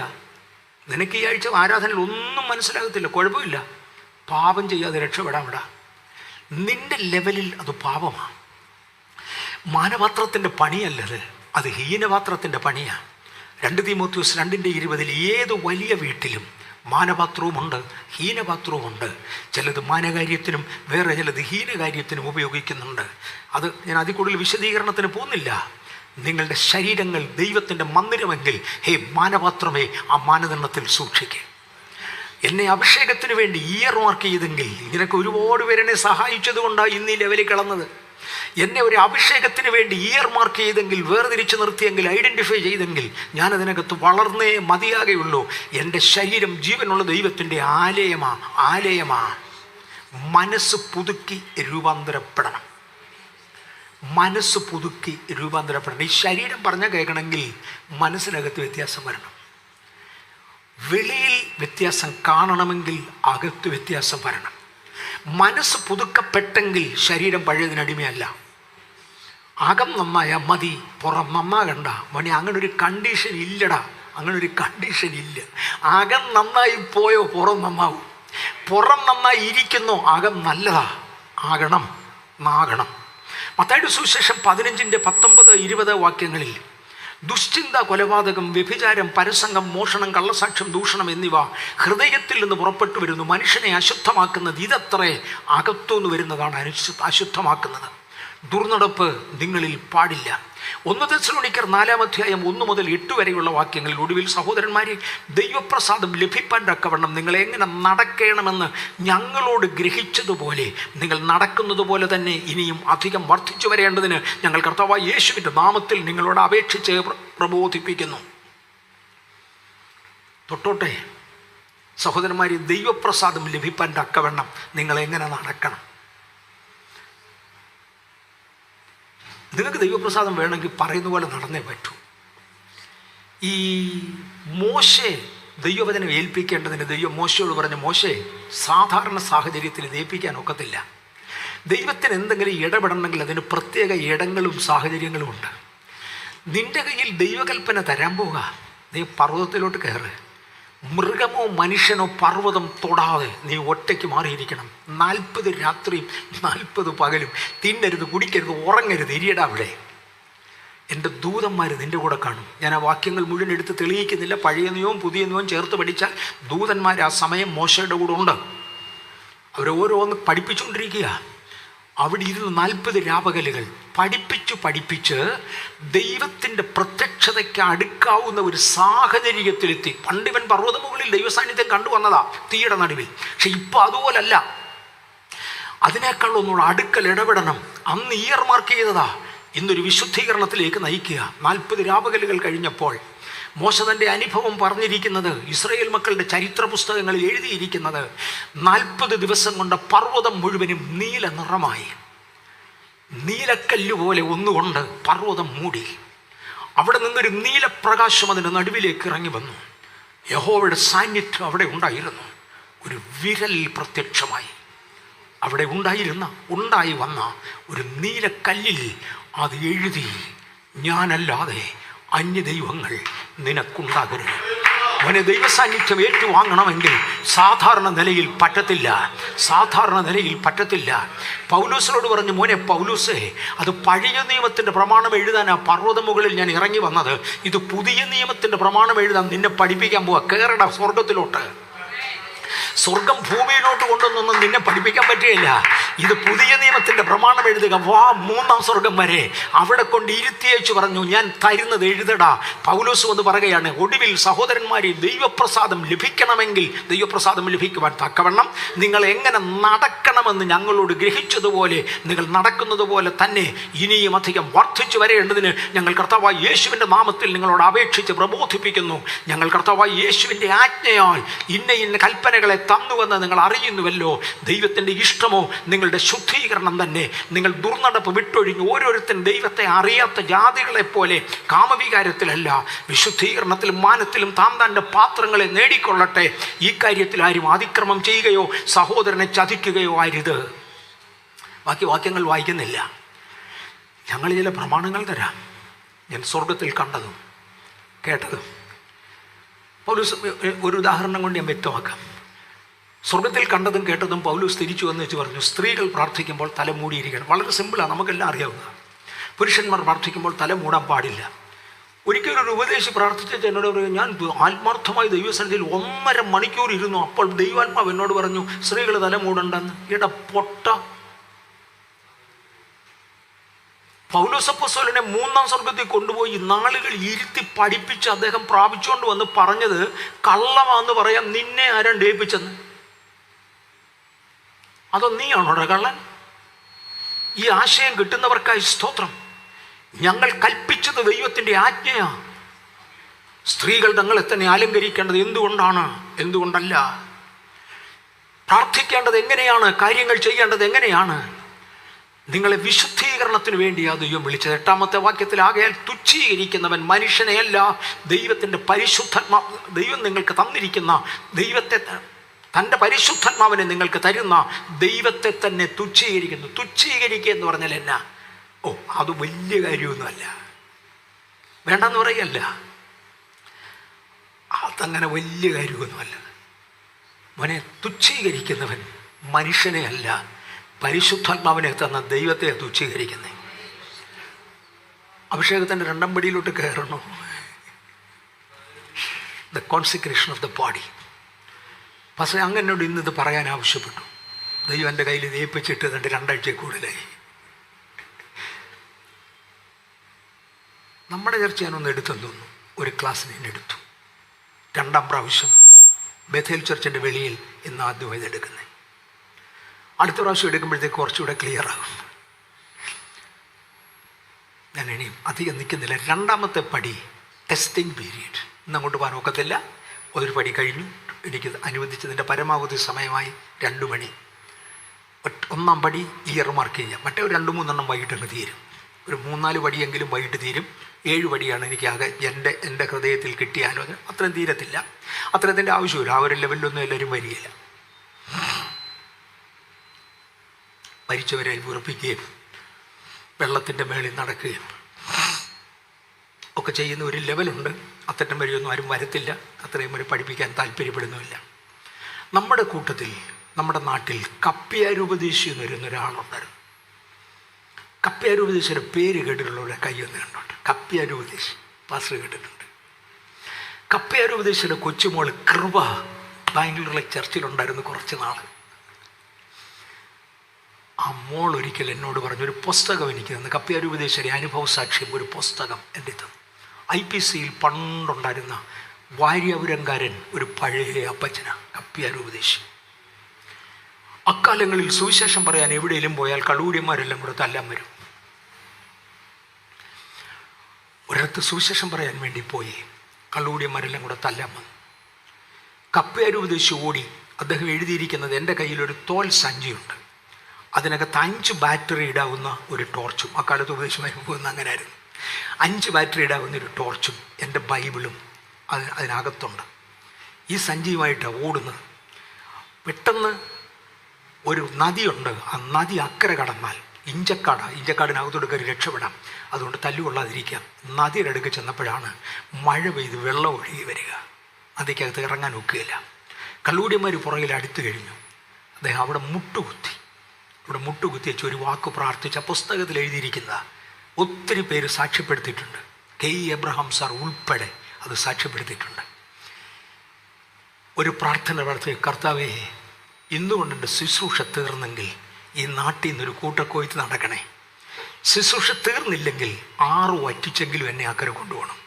6 പറ്റുകയില്ല. അദ്ദേഹം ഒരു ശബ്ദം കേട്ടു, കയറിക്കൊള്ളുക.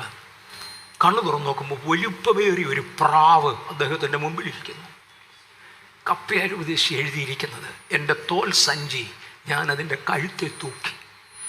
കയറിക്കോ എന്ന് പറയുന്ന ശബ്ദം കേട്ടു. ഞാൻ കയറി ആ പ്രാവിൻ്റെ പുറത്തിരുന്നു. അതിൻ്റെ ചിറകുകൾ അത് പൊക്കിത്തന്നു. അതിനടിയിലൂടെ കാല് വെച്ച് അതിൻ്റെ കഴുത്തെ പിടിച്ച് പെടലേക്ക് പിടിച്ച് ഞാനിരുന്നു. പ്രാവ് എന്നെയും കൊണ്ട് കിളന്നു. തോടിൻ്റെ അക്കരെ കൊണ്ട് വെച്ചു. പ്രാവിനെ കണ്ടില്ല, സഞ്ചി കൊണ്ട് ഞാനുമുണ്ട്. എൻ്റെ വല്യപ്പച്ചന്മാരിൽ കേരളത്തിൽ വ്യാപരിച്ച കൃപാവരവാണ്. എൻ്റെ വല്യപ്പച്ചന്മാരിൽ കേരളത്തിൽ വ്യാപരിച്ച കൃപാവരവാണ്. മാത്തനുപദേശിയെക്കുറിച്ച് കേട്ട് കാണും. ഇരവിവേരിക്കാരൻ മാത്തനുപദേശി. ഒരു ദിവസം ഒരു കൊച്ചു തോടിനകത്തൂടെ ഇറങ്ങിപ്പോകുമ്പോൾ ഒരു വെട്ടൻപോത്ത് എതിരെ വരുന്നു. വെട്ടൻപോത്തിനോട് വേദമോതിയിട്ട് കാര്യമില്ല. മാത്തനുപദേശിക്ക് ഓടി രക്ഷപ്പെടാൻ ഒക്കത്തുമില്ല. മാത്തനുപദേശി അവിടെ മുട്ടുകുത്തി എന്നിട്ട് പ്രാർത്ഥിച്ചൊരു, അത് പാസ്റ്റർ കേട്ടിട്ടുണ്ടോ? മാത്തനുപദേശിയുടെ ചരിത്രം ജോസ് പാസ്റ്റർ കേട്ടിട്ടില്ല. മാത്തനുപദേശി പ്രാർത്ഥിച്ചൊരു വാചകമാണ്, കർത്താവേ, മാത്തൻ അങ്ങയുടേത്, പോത്തു അങ്ങയുടേത്, എന്നാ വേണേ ചെയ്യുക. കണ്ണു തുറന്ന് നോക്കുമ്പോൾ പോത്ത് തിരിഞ്ഞോടാൻ ശ്രമിച്ചു. പുറകോട്ട് തിരിയുമ്പോൾ തോടിനകത്ത് സ്റ്റക്കായിപ്പോയി. അവിടെ ഇരിപ്പുണ്ട്. മാത്തനുപദേശി പതുക്കെ ഇറങ്ങി തിരിച്ച് പുറകോട്ട് വീണു. കല്ലുപ്പാറക്കാരൻ പാമ്പ് ഉപദേശി ഒരിക്കൽ സുവിശേഷ പ്രസംഗം കഴിഞ്ഞ് രാത്രിയിൽ വീട്ടിൽ വന്നു. ഏത്തവാഴയ്ക്ക് കാവൽ കാക്കാൻ വേണ്ടി, കാര്യം കള്ളൻ ഏത് ദിവസത്തെ വീട്ടിലും കയറും. ഏത്തവാഴയ്ക്ക് കാവൽ കാക്കാൻ വേണ്ടി കാവൽ മാടത്തിൽ പോയി കിടന്നു. 12 മണി കഴിഞ്ഞപ്പം മാടത്തിൻ്റെ മേളിൽ ഇണക്കം കണ്ട് നോക്കിയപ്പോൾ ഭയങ്കര മൂർഖൻ. അദ്ദേഹം പറഞ്ഞെന്ന് പറഞ്ഞിട പാമ്പ, ഞാൻ ക്ഷീണിച്ച് കിടക്കുക, നീ അവിടെ ഇരിക്കും. രാവിലെ ആൾ വിളിച്ചു കൂട്ടി, നിന്നെ കൊന്നേക്കാം, അനങ്ങരുത്, അവിടെ ഇരുന്നോളാൻ പറഞ്ഞു. നേരം വെളുത്തപ്പോൾ പാമ്പ് അവിടെ ഇരിപ്പുണ്ട്. നാട്ടുകാരെ വിളിച്ചു പറഞ്ഞു, ഇതേ ഇരിക്കുന്നു, അവനെ തല്ലി കൊന്നേക്കാൻ. അന്ന് മുതൽ അങ്ങനെ പാമ്പ് ഉപദേശി എന്നാണ് വിളിക്കുന്നത്. എൻ്റെ വല്യപ്പച്ചന്മാരിൽ വ്യാപരിച്ച കൃപാവരവാ. ഇവരുടെയൊക്കെ വേർപാടിൻ്റെ ലെവൽ അറിയാമോ? ഇവരുടെ ശരീരങ്ങളെ ഇവർ സൂക്ഷിച്ചത് അറിയാമോ? അനാവശ്യമായ വാക്കുകൾ, നോട്ടങ്ങൾ, സകലതും ഉപേക്ഷിച്ച് കൈക്കിറക്കക്കുറവുള്ള ചട്ടയിട്ടുകൊണ്ട്, അക്കാലത്ത് ചട്ടയായിരുന്നു, ഇട്ടുകൊണ്ട് വരുന്ന പെൺപിള്ളേരുടെ അടുക്കൽ നിന്ന്, സഹോദരിമാരുടെ അടുക്കൽ നിന്ന് മാമനുപദേശി പ്രാർത്ഥിക്കുമായിരുന്നു, ഈ പെണ്ണുങ്ങളുടെ കക്ഷം കാണുന്നതിന് മുമ്പ് എന്നെ അങ്ങ് എടുത്തോണേന്ന്. ഒത്തിരിയുടെ കക്ഷം കാണുന്നതിന് മുമ്പ് എടുത്തു. എൻ്റെ അപ്പച്ചന്മാർ, എൻ്റെ അമ്മച്ചിമാർ സൂക്ഷിച്ച വിശ്വാസത്തിലേക്ക് തിരിച്ചു വരാമോ? എന്നെ ഇയർ മാർക്ക് ചെയ്തു അഭിഷേകത്തിന് വേണ്ടി, അന്യഭാഷ അടയാളം. എന്നെ ഇയർ മാർക്ക് ചെയ്തു. വളരാമോ? 2nd ലെവലിലേക്ക് പോകാം. ടെസ്റ്റിംഗ് അത് വൈകിട്ടാട്ടെ. കർത്താവ് നമ്മെ അനുഗ്രഹിക്കട്ടെ. ഒരു വാക്ക് പ്രാർത്ഥിക്കാം. കർത്താവേ, ദൈവമേ, ഇന്നിവിടെ തന്നെ അനുഗ്രഹിക്കപ്പെട്ട സമയത്തിനായി സ്തോത്രം. ഞാൻ യേശുവിൻ്റെ നാമത്തിൽ ഈ സഭയെ അനുഗ്രഹിക്കുന്നു. പട്ടണം പിടിക്കുന്ന ഒരഭിഷേകത്തിൻ്റെ കൈമാറ്റം ഇവിടെ നടക്കേണ്ടതിന്, തലമുറകളായുള്ള ശാപങ്ങളെ പൊട്ടിക്കുന്ന ഒരഭിഷേകത്തിൻ്റെ കവിഞ്ഞൊഴുക്ക് ഇവിടെ നടക്കേണ്ടതിന് ഞാൻ യേശുവിൻ്റെ നാമത്തിൽ ഈ ജനത്തെ ഞങ്ങളുടെ കരങ്ങളിൽ തന്ന് അനുഗ്രഹിക്കുന്നു. കർത്താവേ, മറുഭാഷ കൊണ്ടും കയ്യടി കൊണ്ടും ഞങ്ങൾ നിന്നുപോയി. കർത്താവേ, ദേശം പിടിച്ചടക്കുവാൻ ഞങ്ങൾക്ക് കഴിയുന്നില്ല. ദേശം കീഴടക്കുവാൻ ഞങ്ങൾക്ക് കഴിയുന്നില്ല. വിശുദ്ധ പൗലോസും പത്രോസും ഒക്കെ ചെയ്തു വന്ന കൊച്ചു കാലങ്ങളെപ്പോലെ അല്ല കർത്താവെ. ഈ കാലത്ത് വലിയത് ചെയ്യുവാൻ കർത്താവ് ഞങ്ങളെ ശക്തീകരിച്ചാലും ഞാൻ ഈ സഭയെ അതിനു വേണ്ടി അനുഗ്രഹിക്കുന്നു. അക്ഷരത്തിൻ്റെ പ്രാധാന്യത കൊടുക്കുന്ന ഈ കോട്ടയം പട്ടണത്തിൽ, സുവിശേഷത്തിൻ്റെ കൈത്തിരികൾ കത്തി ഉയർത്തിയ ഈ കോട്ടയം പട്ടണത്തിൽ തിരുവചനത്തിൻ്റെ കോപ്പികൾ മലയാളത്തിലേക്ക് ആക്കിയെടുത്ത ഈ കോട്ടയം പട്ടണത്തിൽ നസ്രയനാകുന്ന യേശുവിൻ്റെ നാമത്തിൽ ഒരു സുവിശേഷത്തിൻ്റെ തീ കത്തിക്കുവാൻ സ്വർഗത്തിന് പ്രസാദം തോന്നണമേ. അതിന് യോഗ്യരായവരെ തിരഞ്ഞെടുത്ത് പലരും വീണുപോയി ഇടത്ത് കർത്താവ് ചിലരെ മാന്യതയോടെ നിർത്തി വലിയ കാര്യങ്ങൾ ചെയ്യിക്കുവാൻ തൃക്കരങ്ങളിലേക്ക് ഏൽപ്പിക്കുന്നു. കർത്താവ് അത് ചെയ്യണേ. സ്വർഗത്തിനും ഭൂമിക്കും നാഥനായ യേശുവിൻ്റെ നാമത്തിൽ ഞാൻ ഈ പട്ടണത്തെ അനുഗ്രഹിക്കുന്നു, ഈ സഭയെ അനുഗ്രഹിക്കുന്നു, ദൈവജനത്തെ അനുഗ്രഹിക്കുന്നു. ദൈവകൃപയോടെ വ്യാപരിക്കണം. അത് യേശുവിൻ്റെ നാമത്തിൽ തന്നെ.